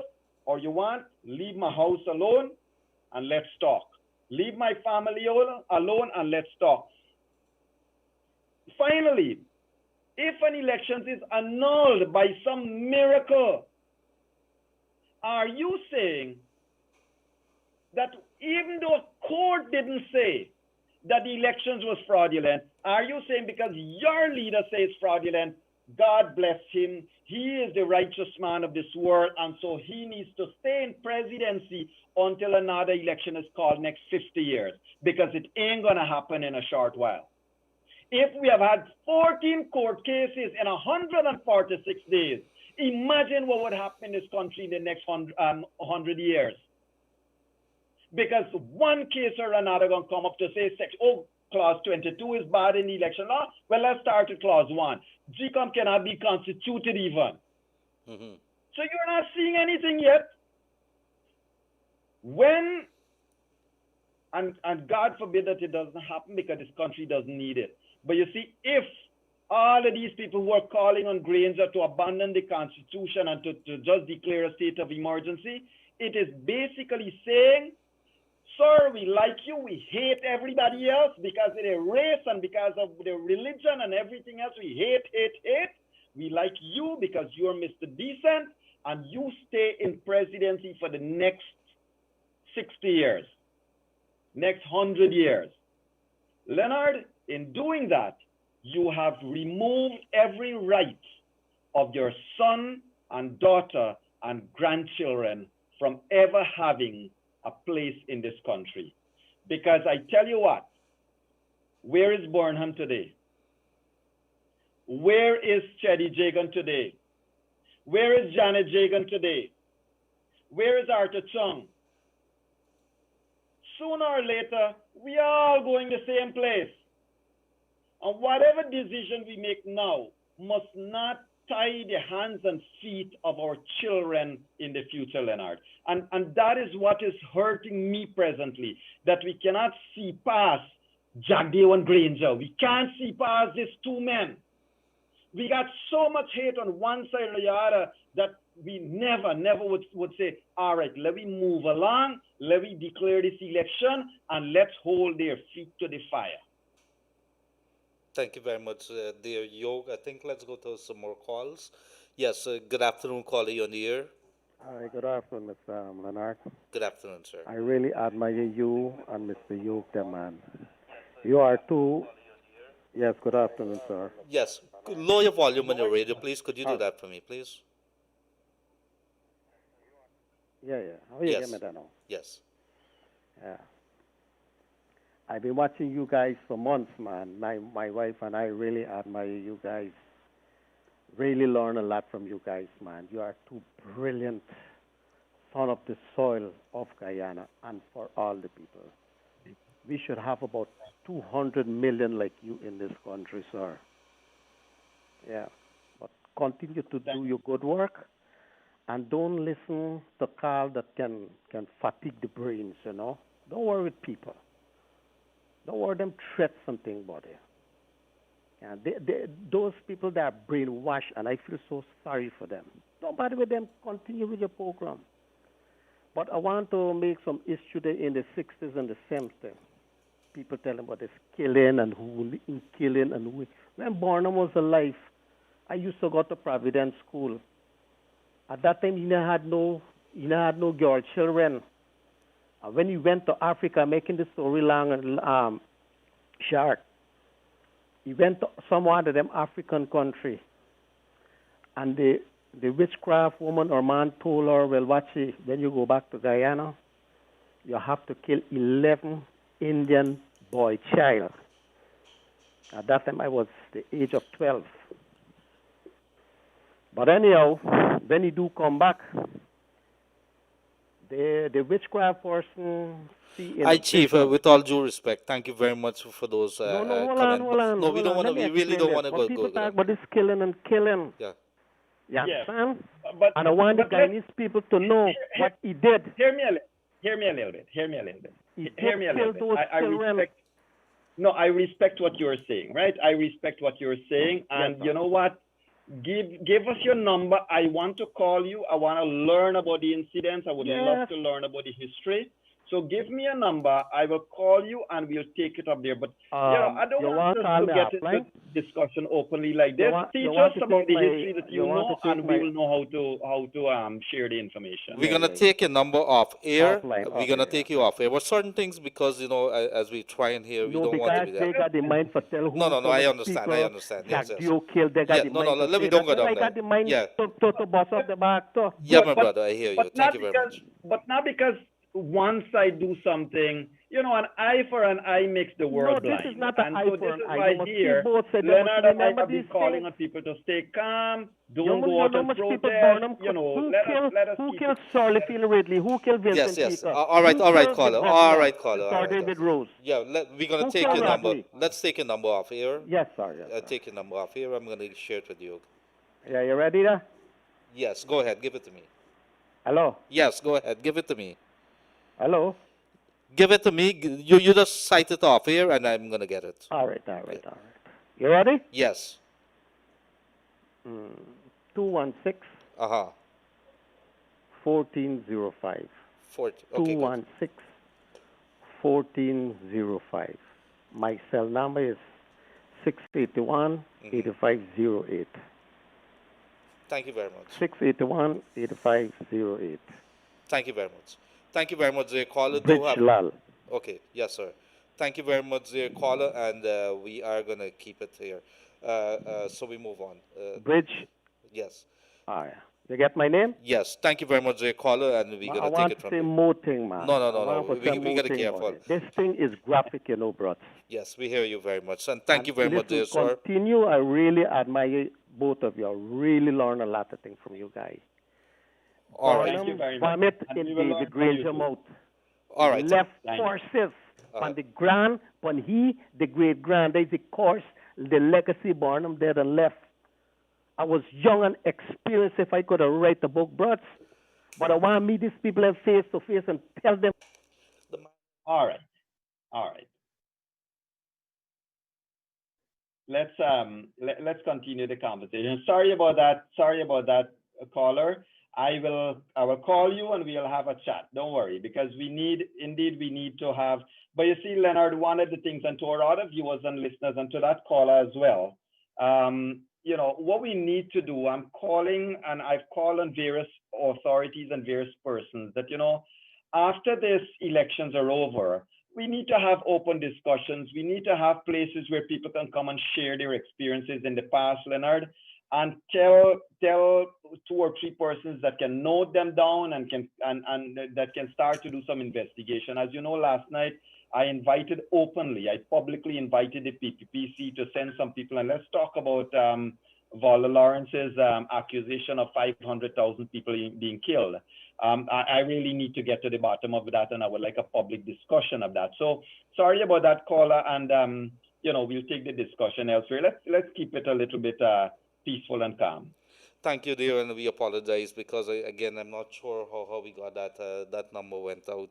I don't know what to say there, but everybody heard it. Our apologies on that. There, And Leonard, one of the reasons why we did that to that brother who called in, my brother, one of the reasons why we had to take it, continue the conversation off air is, look, all sides of the divide, everybody has issues. And yes, people have called us and they have told us about the 500,000 number that Vala Lawrence would have said of killings. And, we did the same. We said, look, we're not going to discuss that on air. We're going to have a special program to discuss that. And so we'll do it. We'll do it one way or another. I give an undertaking, Leonard, that we are going to have a room 592 in which we can have some of these discussions, hopefully sooner rather than later, because people need to hear. yes, thank you very much for that, Yog, and our apologies there again. Somebody's asking you to answer a question here, Yog. Good afternoon, gentlemen. Awesome show. Can we ask Yog to respond to two possible outcomes tomorrow and its implications? And also, what if Trinidad is so advised to stop the oil shipment to Guyana for domestic use? I'm not sure about this. I'm not sure how that could work. But go ahead, Yog. You want to take a shot at that? Yeah, the two possible outcomes tomorrow. Well, there are many things that can happen tomorrow. The Court of Appeal may determine that the lower court did not have jurisdiction, and that's it. That's it. Every decision that lower court made is gone. It may decide, and I believe it may very well decide that there is jurisdiction, and it would deal with it. And I certainly believe, and this is purely based on listening the entire day to the arguments, and talking to a number of lawyers as well, that the court cannot and will not rule against a decision that was already made by a superior court, the CCJ. On the matter of whether Section 22 is constitutional or not, which is the twist in this case, that they're questioning the basis or the basis law upon which everything was presumed. Well, the fact that the CCJ determined that the results was authentic and the result was good arising out of that procedure, then it means the procedure is okay. They cannot now go and take away the procedure. In other words, you drive from quarantine, you're in Georgetown already. Whether after the car drop you off in Regent Street, if the car breaks down after that, you're already at Regent Street. It's a simplistic example, and so that would be some of the things. I rather believe, though, caller, that whichever side, win or lose, the matter is they're going to try to file at the CCJ.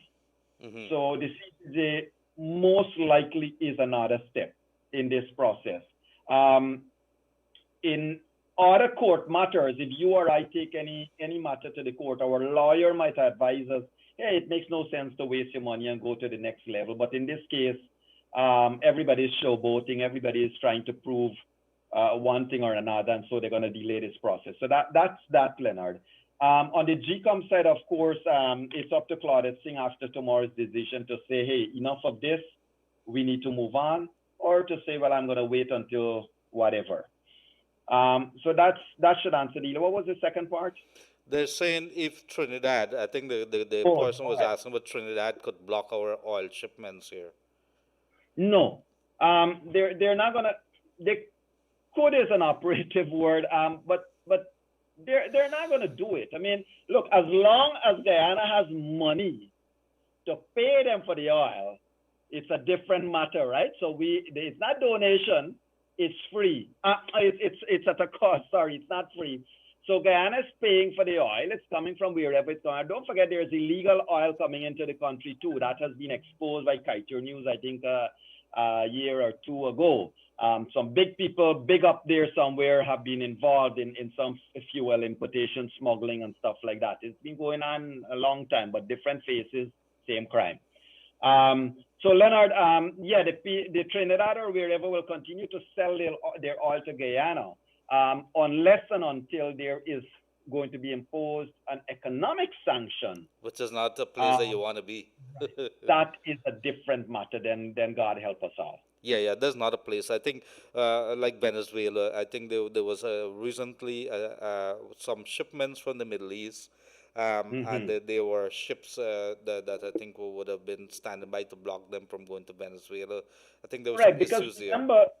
Remember, Leonard, the waters, there are very few zones that there's no man's land kind of thing. If any ship is going to go within X meters, I think 200 of your borderline, then it comes within your territorial waters. And so from that perspective, a lot of trade wars and a lot of things have happened in the international waters, so to speak, where countries feel they have a right to stop you from using their waterway or their access.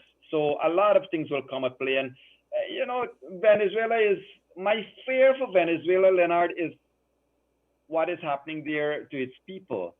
And, there's been a lot of approaches at our borders and a lot of breach of our borders. People have come over. We don't even have, or we're not going to have anything to offer them soon if we continue this way. Yes. Thank you very much, dear Yog. And let's see some messages. Good afternoon, Yog and Leonard.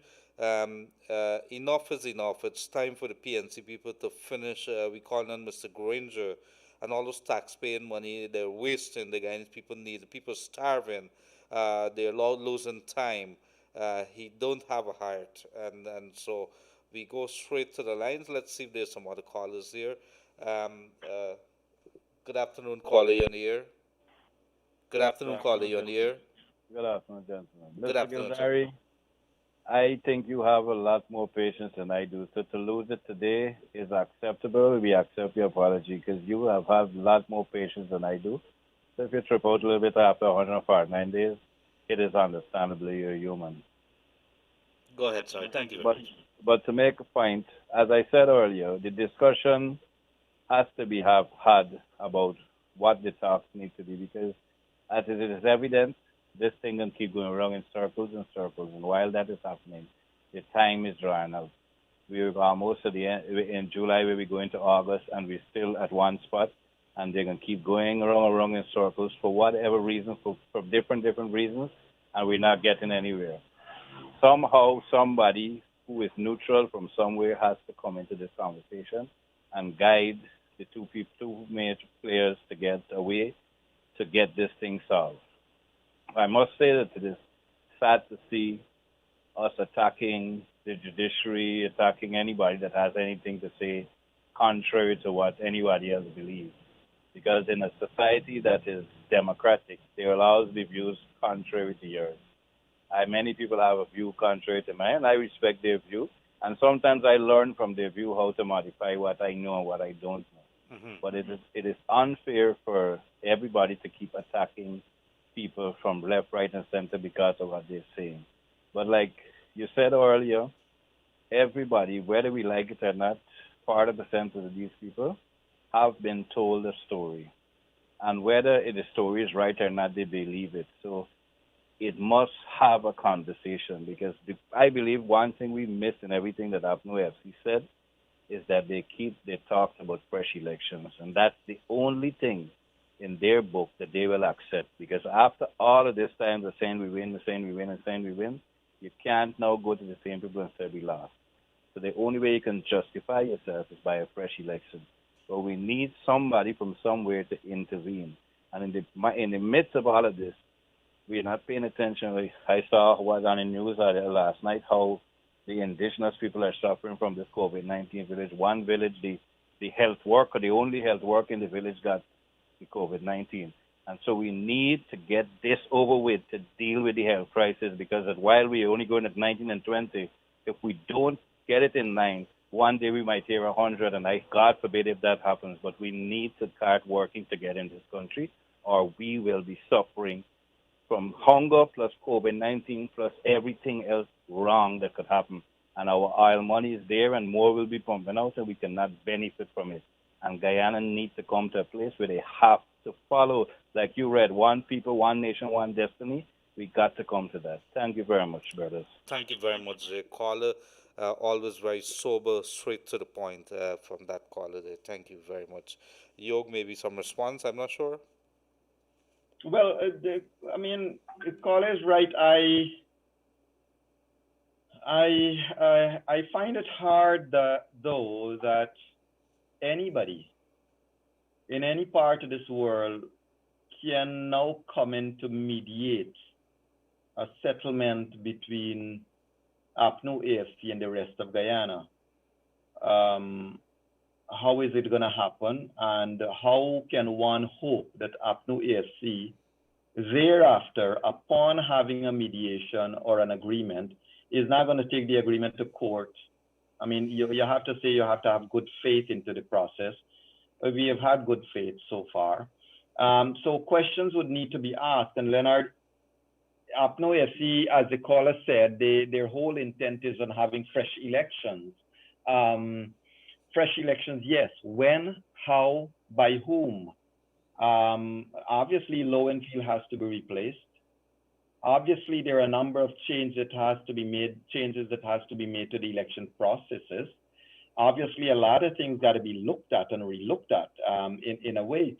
So to have, but the main point for me, Leonard, that one side of this process, APNO AFC, would have had problem with every single country. I think Kaieteur News listed 100 countries, right, that they had a problem with. So who's going to come to mediate? It's not going to be Caribbean. It's not going to be CARICOM. It's not going to be Commonwealth. It can't be the USA. They hate Canada so much. Norway not giving them any money anymore. England, UK, European Union, all of it is now gone. So who will be the mediator and to what end? How can a mediator come into the process knowing that for one side, it's fresh elections or nothing? It's not negotiation. Yes, it is. Good afternoon, gentlemen. Thank you for keeping us informed where we are at this point in time. My view is that these people are not going to give up. They will have to be removed by foreign forces or armed forces are all backing them. There are a lot of examples that we can see. Please be safe and continue the good work. Grenada is an example. This is what Guyana needs, in my view. That is coming from someone there in a text. I will file a lawsuit for Yog to have a shave.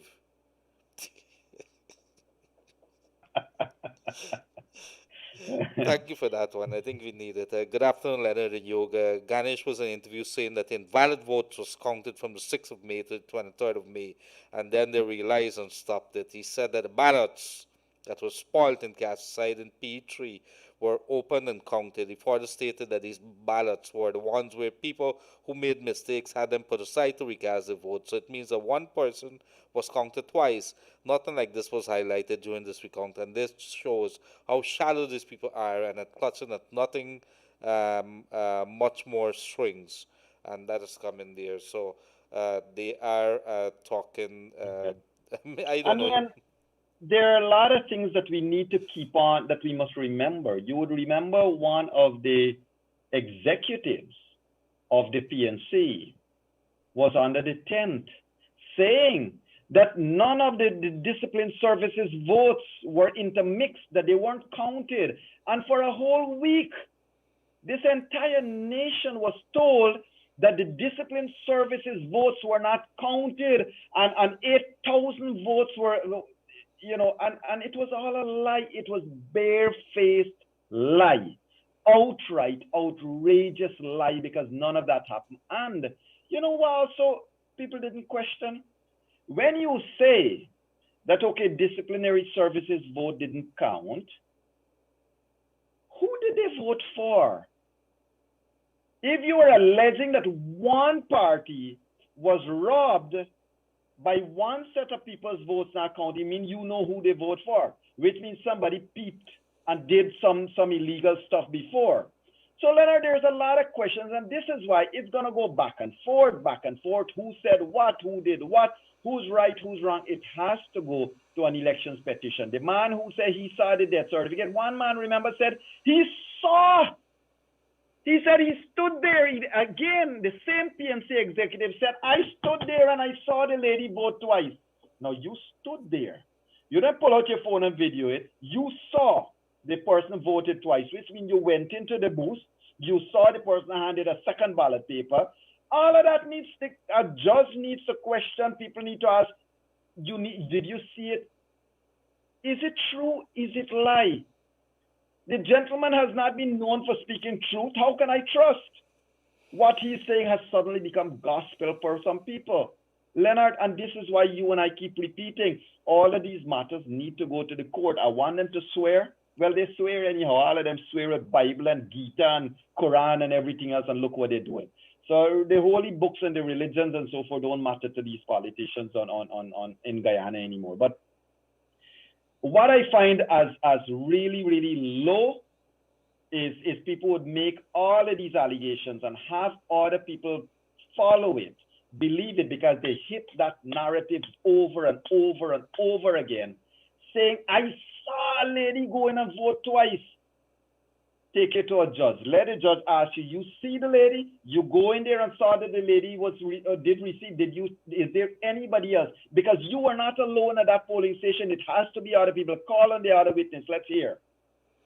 Yes. And Leonard, for them to say that a dead man vote, it means they peeped the ballot paper itself. Because remember, no ballot paper has anybody's ID. So all of these things are being said, are narratives created, smoke, gaslighting, you name it, being done to create this aura because people don't want to lose power. People don't want to give up power. The electorate spoke. We need to move on. Absolutely, there, Yog.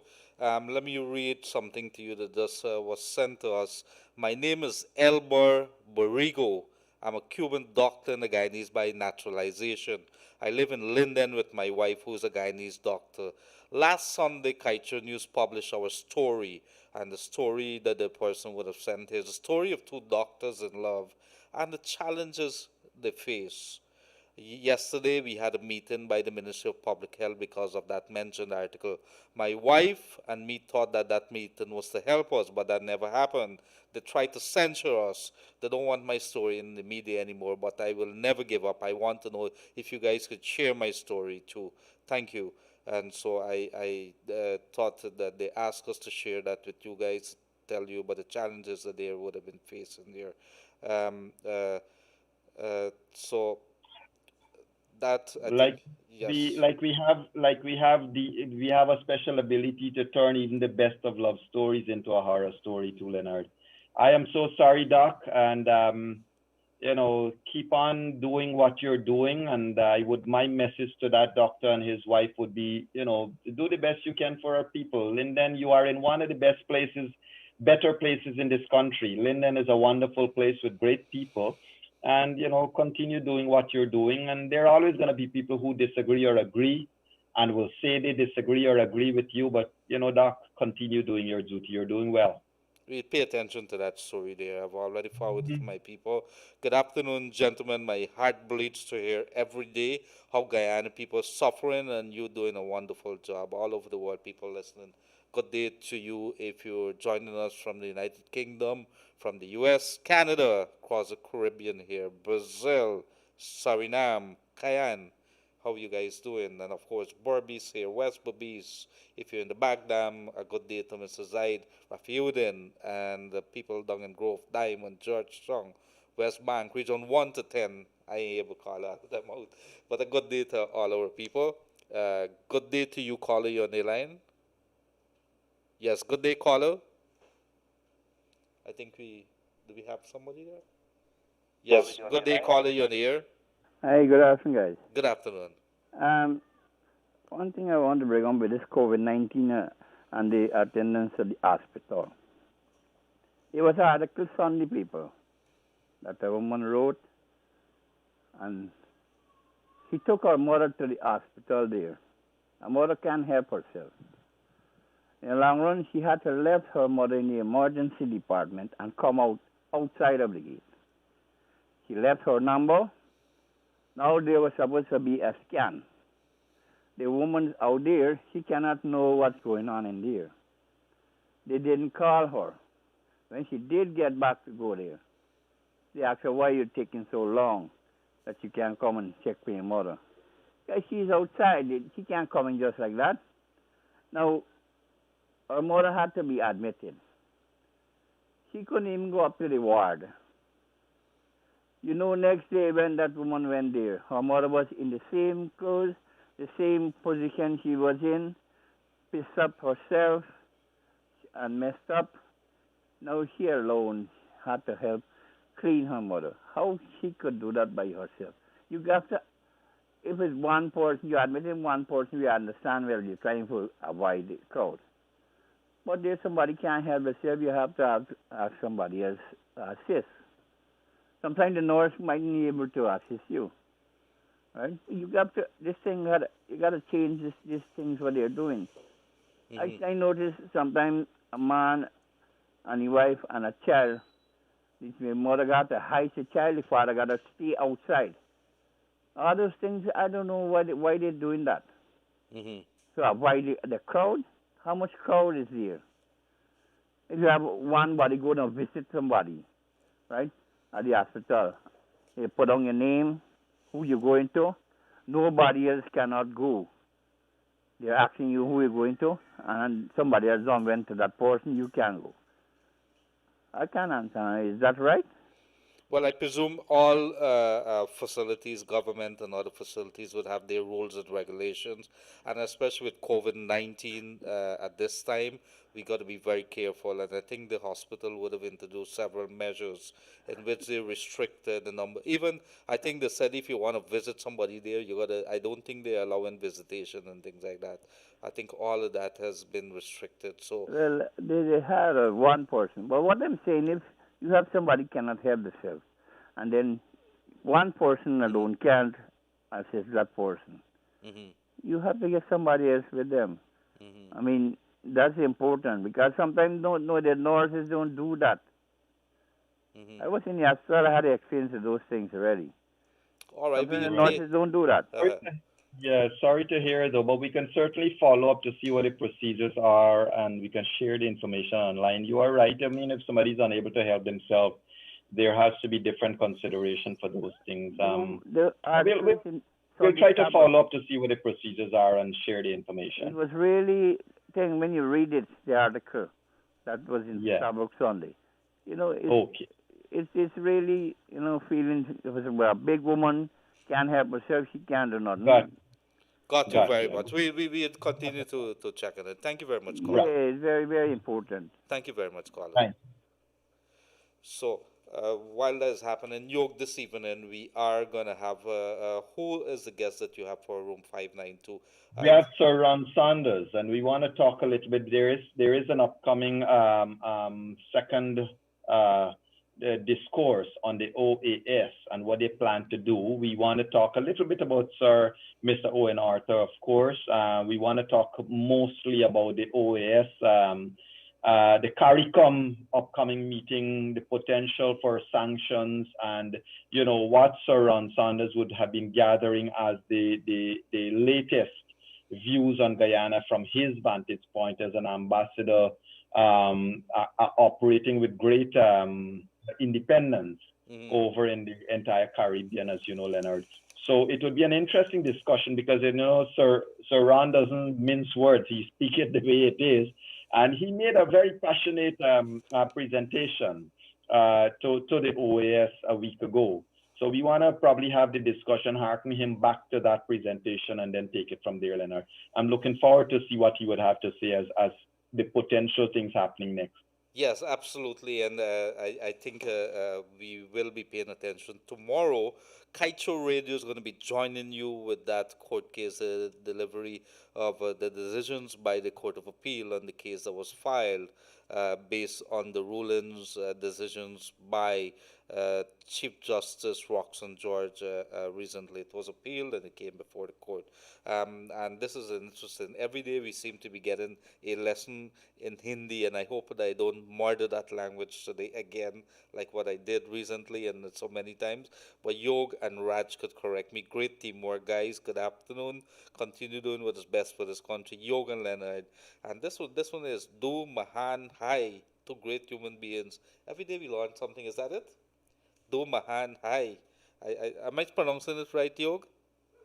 No, but I'll forgive you for it. Oh gosh, I just murdered the Hindi language again. So, but let's go. There's another caller line. Yes, caller. Good afternoon. Caller. Good afternoon. You're in the air. Hello? Yes. Good afternoon. You're on the air. Go ahead. Hi, good afternoon. Good afternoon.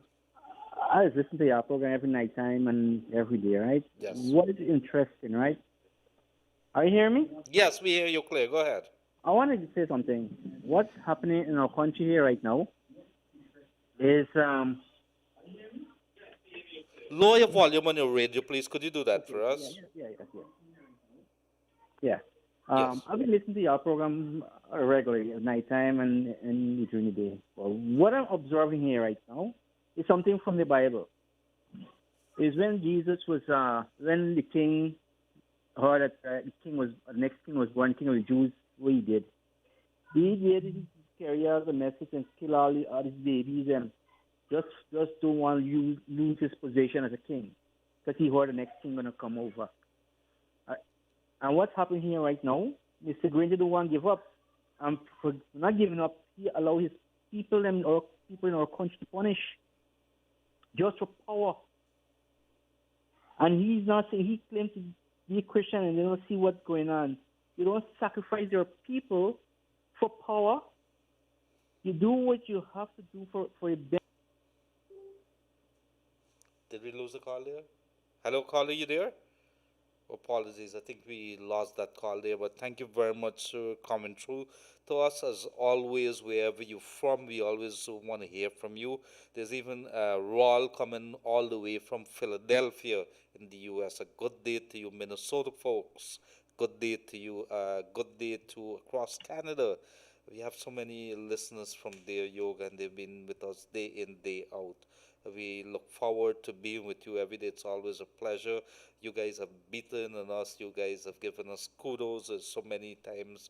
Of course, when we did mess up, Gildarie did mess up today. I'm not going to blame Raj for that, for allowing that caller's number to go out online. But thank you very much. We are going to mess up at times, and it doesn't mean that we don't love you. We appreciate, and as human beings, we are going to mess up as we develop this country, and our leaders should take example of the stories, many stories in the Bible and the Bhagavad Gita and everything, and even the Quran, as to some of the stories that teaches us about morals, about passion, about patience. Let them have a look at that. Also, let's look at our national pledge and what it means. Every word has a meaning in it. And if you really talk about patriotism and the love for this country, you have to do what is right. Do not allow this farce to continue. Do not allow this narrative to continue. There's a call online. Good afternoon, caller. You in the air? Good afternoon, sir. Good afternoon, sir. How are you, Mr. Gildarie? Pretty good, sir. I have two questions. Sure. Now, I've got a question and an answer within myself. You're going to have cases going to file before another one is not finished in this country. And we're going wrong as a circus in this country here. Cases will not be finished. I had chat with some people from the AFC, and I had good friends in the AFC. You're going to see cases going to file and file and file and file. And this is where we are going. And Mr. York, this is a question for you. At Sunday night, my wife made a call in the States. She had about $400 in her phone. And that call lasted for about 2 minutes and about 15 seconds. The money has finished. And the call was important. We had to put another 500. And before 2 minutes and about 25 seconds, I got a clock on my wall. I timed this thing. The money has finished. So in all, about $900 we put in this phone. I mean, there were 4.5 or 4.75 minutes. I made a call Sunday night to GT&T.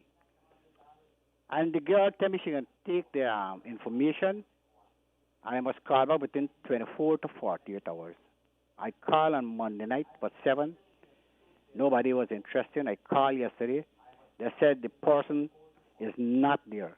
And I get on to somebody else afternoon. And the query was what the girl gave me. The first call, my wife, she said my wife is about 6 minutes and 25 seconds. And the second call was 6 minutes and 15 seconds. So I asked her what the rate. She said, I think peak hours is 85.5, peak is 70 hours. I told her, I said, look, the instrument, I don't know how this thing is operating inside here, but there's fraud going on at GT&T right now. A lot of people getting a fraudness inside here. People paying the money and they can't get a call overseas. I don't know how you can address that. Thank you. Thank you very much, caller. Good day to all who have joined us. And of course, we could tell you right away, we've been receiving so many services from different ways. We could talk about GT&T, we could talk about GPL, we could talk about GWI, and this has dominated the news this week as far as people who joining us has been talking about. You're receiving a bill that is enormous. So when you've been saddled with this bill, you're not getting the service. We could talk about GPL, what they've been doing to us, and of course GT&T, when they say that you're getting a service and you don't get the service. Maybe we could talk about. Maybe one of these days we'd have to talk about when you signed up with a contract with a utility company, when they don't deliver, what it really means to you as a consumer. there is the Public Utilities Commission that you can make a complaint to. But Yog, I want to ask you directly because I know that you used to work in a telephone company, the GT&T. What is when a consumer has a problem in terms if they believe that they've been robbed in this case? What are some of the options that they have? Well, the caller did the right thing. The caller queried it with the company first, and if you feel that your query was not addressed to your satisfaction, then of course you can lodge a complaint with the company itself. And if you feel that something was really wrong with the way you were being billed and the company did not handle your matter well, then there are two things you can do. One is you can go to court, and two is, of course, the better way is to go to the Public Utilities Commission because, the country has set up, it's a constitutional body set up there. I would just want to say that one of the unfortunate things that happens in our country, Leonard, is that utility companies, any company, most companies, companies behave in a way that they expect consumers to know the terms and conditions under which you buy their product and you consume it. So a telephone company would presume that you should know and you ought to know because you sign a contract with them what rates they're charging you for, and that you ought to know that your first minute of any call would probably, depending on the circumstances, depending on what promotion they're running, would probably at a surcharge than the second or third or fourth or fifth or 10th minute.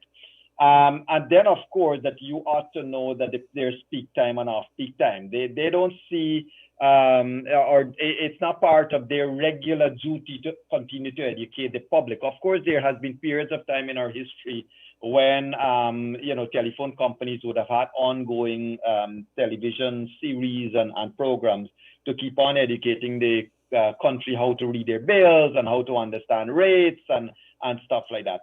I would want to say to the caller, sir, I don't know. It would seem like you do not have a Facebook account or WhatsApp account, so I cannot presume that you would have chosen to not make a call by WhatsApp or Facebook.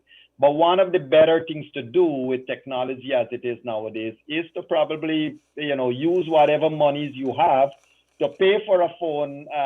To pay for the phone is to pay for the internet rather than pay for the credits on the phone.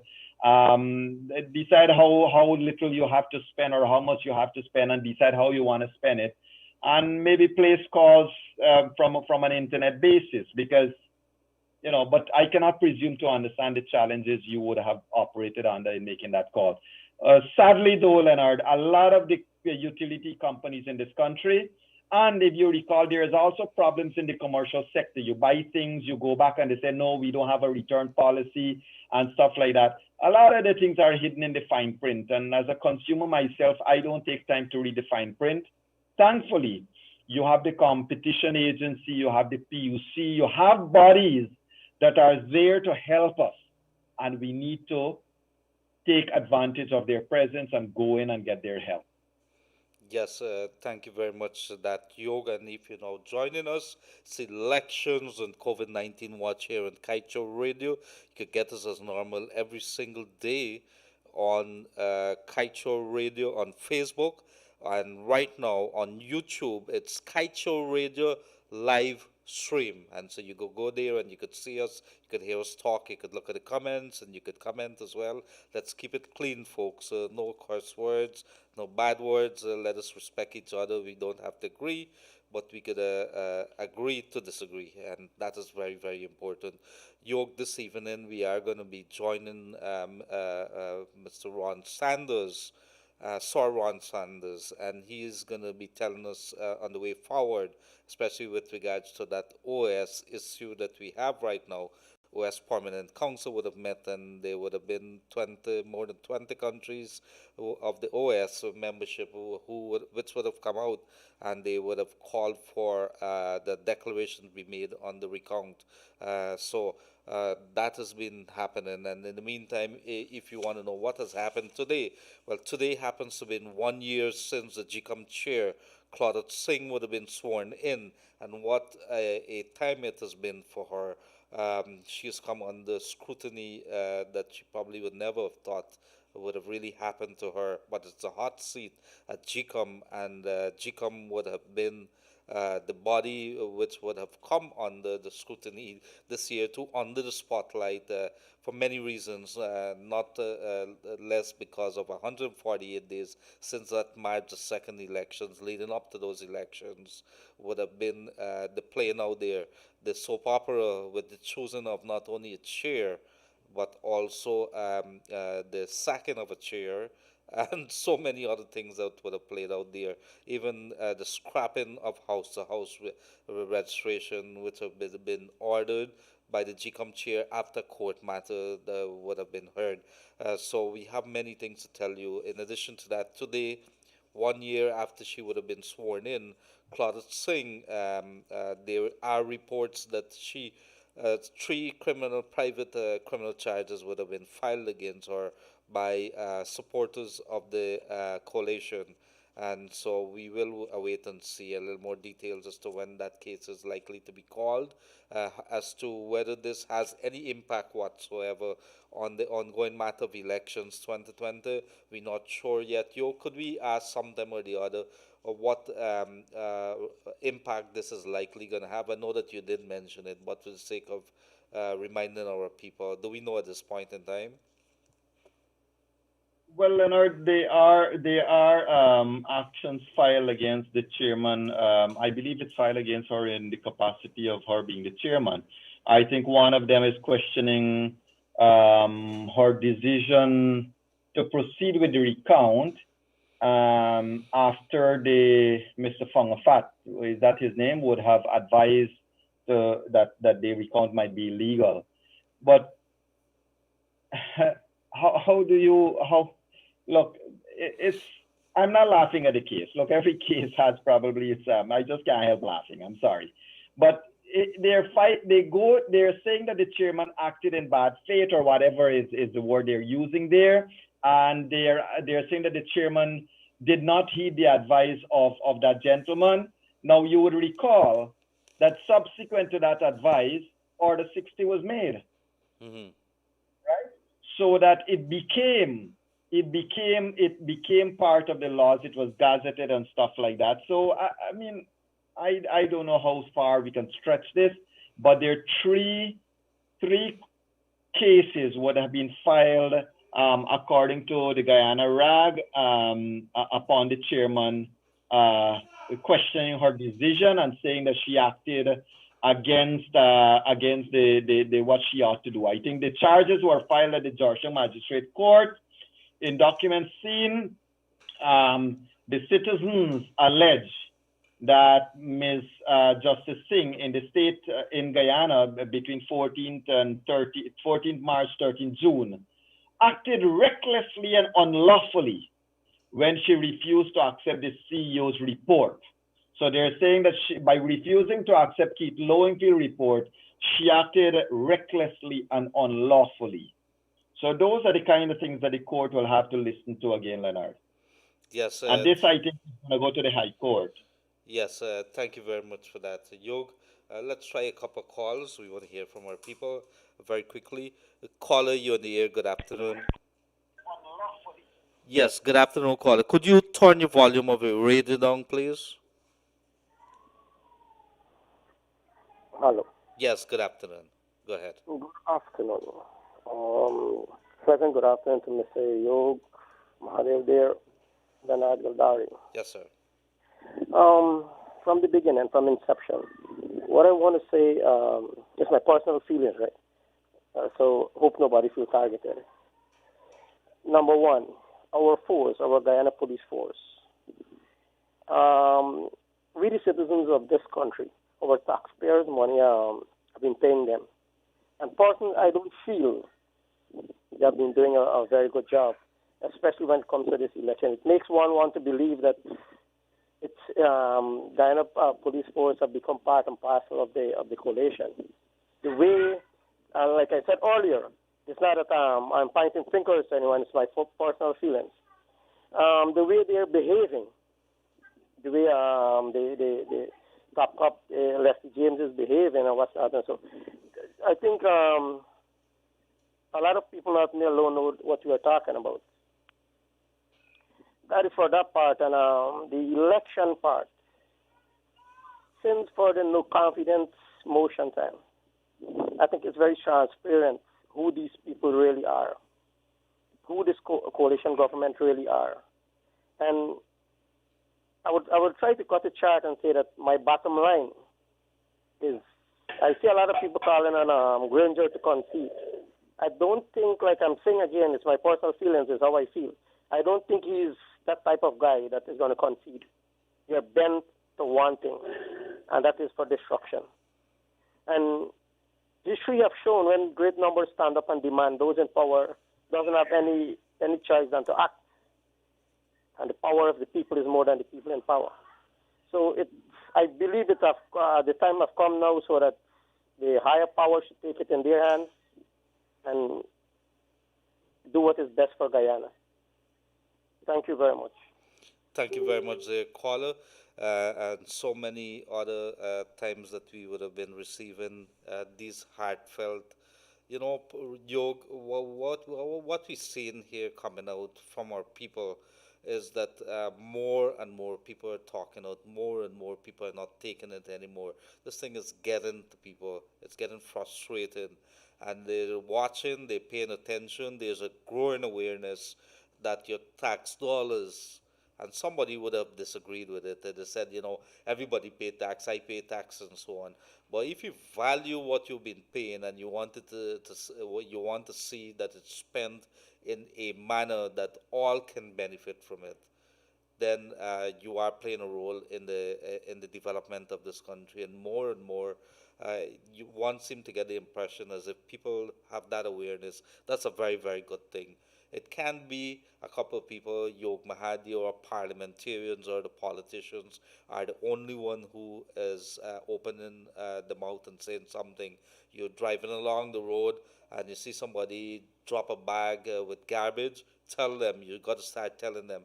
I know a lot of people would be scared because they wonder if they're going to get beat up or something, but we have to start playing our roles, opening our mouth, saying a lot of things. You could write letters to the newspaper. You could make it into a statement maybe on social media. If you are on social media, you could call in on a program and you could air your views. So many things. You could call your councilman that is at the NDC and you could tell them, or councilwoman, that what you're doing there, I don't think that's what I voted you in for. Let them know very clearly that you have a voice. So there are many things that you can do. Don't say that you don't have a voice. You do. And they have to listen to you. So let us see. Let's start this awareness. Let's bring it up. Let us make sure that your vote counts. Let us make sure that your voice counts as well. There's another caller in here. Yes, good afternoon, caller. You're in here. Hey, good afternoon, sir. Good afternoon. So I want to make a point here. The charges that is going against Gladys Singh. I think she deserves it because since March she could have declared the election. She had a copy of all the SOPs. I never see one day she came out with the SOPs and say, well, look, I have it. She waited this thing for long and stressed everybody out.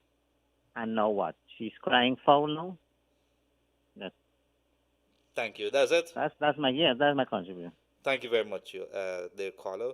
The chairman didn't respond. I mean, these are just notifications. I'm not sure that the filing was made. Yes. It has been stamped at the magisterial court district in Georgetown. One of it is misconduct in public office, contrary to common law. The other is, what is this one? She breached order gazetted in, breached the order, the gazetted order by refusing to accept the CEO's report. Another one is something about the recount. Another one is reckless behavior, reckless and unconstitutional. unlawful, unconstitutional. The defendant knowingly caused that the gazetted, the official gazette, or breached it, something like that. I'm looking at it as we speak here now, Leonard. But it all goes to question her decisions she would have undertaken. And I would want to say, look, we can say whatever we want about it. We can, the caller is right. Everybody has been frustrated as to how long Claudette Singh has taken to make the decisions. She has not made any decision except that decision she made in mid-June. But, now whether this is going to stop her from doing her work is another question, Leonard. Yeah, we don't know that. It is a private criminal charge. A private criminal charge was filed against Keith Lowenfield. He has not come out as well. He has not come off his job or anything. There's not been a call on it. He's innocent. You're innocent until proven guilty. And in this case here, let us see. But it's an interesting point. It's an interesting conversation. But that's fine. You hit the nail on the head. You're innocent until proven guilty. And if you're innocent until proven guilty, should the work that the country is awaiting you to perform, should that come to a stop? Claudette Singh should not, I mean, she's a judge. She would have known a lot of these things. She would have had a lot of people appeared in front of her in her early days in the courts on charges of one type or another. So she would certainly know what the procedures are. This should not stop her from, or should not tie her hands down. And on a different direction, Yog, I would be interested to know what figures Keith Lowenfield is going to use to declare Granger as the president of Guyana, because we'd want to know how did he arrive at that. There's the recount figures, which everybody was watching, how it came out of those boxes, how they were counted. And then, of course, there's the figures that he came up with that discredited or took off or erased a quarter of all the persons that would have voted. This is 25. This is how ridiculous it is. 25% of the people who would have voted on March the 2nd, he just at one off his own erased all of them. 25%. There's 100 and something thousand persons. Then he decided to put figures which put the coalition ahead in the votes. On the flip side of that, he has come up with figures. Maybe if he could justify how those figures were come by. But the funny thing is that we keep forgetting these things. It's about, this is how much the different figures that he's provided now. That is 5 different figures, 6 different times. Yes, different figures, different times, and it wouldn't stop. If he produces another report, it's gonna be different again. I rather suspect Keith Lowenfield will say he cannot, he is in front of the court to answer these cases, but he is due back in court sometime in August, right? I think I remember it has to be sometime in August. So it would be interesting to see whether the chairman is now going to act further and who is going to give her the report of the recount for her instructions, whether it's going to be Lowenfield or Lowenfield's replacement. Yes, let us see what happens. So lots of things happening. We are going to continue to bring you the news as they come. It is July the 29th, 149 days. One more day to make it 150 days. It's going to be 6 more days to reach up to those number of days that Keith Lowenfield wanted to have the recount done. He says it's going to take 156 days to do the recount. Keith Lowenfield has gotten his wish. Meaning, in effect, that it has taken 156 days to resolve the recount issue. So, no, Yog, I'm wrong on that. It's going to be less than that, but he's gotten 156 days in terms of since elections, so you can leave it at that. And Leonard, yeah, the numbers we got to look at when he made. I think it was mid April or mid May. I lose count, Yog, in the number of court cases and how much times and the different narratives. What I'll have you know, Leonard, I know we're wrapping up time. I just have a bowl of beautiful, really, really delicious soursop ice cream here, Leonard. I am sharing the information with you and with Raj and with Kevin and with Joshua. I will enjoy it for you, my brothers. Unfortunately, taxis are not working today for me to send some over to you. And I see Anita has been beckoning me here with some wonderful cheese cones. So I am going to say my bye-bye, Leonard. I got stuff to do. Well, I think fortunately we have so many people who've been watching, thousands of people listening and watching. And I indicated at the beginning of the program that because everybody is suing, everybody is filing private criminal charges. Somebody says they want to file a private criminal charge to have you shaved too. So let's see how that happens. But we are paying attention to what you're doing. But let me remind you that you've diverted off the topic. This is elections and COVID-19 watch, and we are going to be discussing everything under the sun with regards to that. You're diverting a little. But in the meantime, thank you very much, folks. It has been an engaging time. We have done I would have had to apologize today. I really mean it. York and I have been with you for more than almost 150 days now. And we really wanted to build something because we have found a connection with our people. It is something that we've grown to love. We look forward to it every day. That we want to share the news. We want this country to move forward. We don't know where this is going to go, but we are going to continue to do what we have been doing, and that is all in favor of making this country beautiful, of developing it, of taking it to the next level very quickly and in keeping with the rules of the law. So let's see how that goes. Tonight we're going to be with you back 7:30 sharp, room 592. Dr. Yog Mahadeo is going to lead the way on that, and we're going to have Sir Ron Sanders talking regionally things, talking about OS and other issues. So let us say goodbye for now. Bye-bye. Have a pleasant rest of the day, and you enjoy whatever you're going to enjoy. We're not going to enjoy anything, so we're going to be looking here very longingly. Kevin is looking very hungry. Let's see how that goes. Have a pleasant rest of the day, folks, wherever you would have joined us from.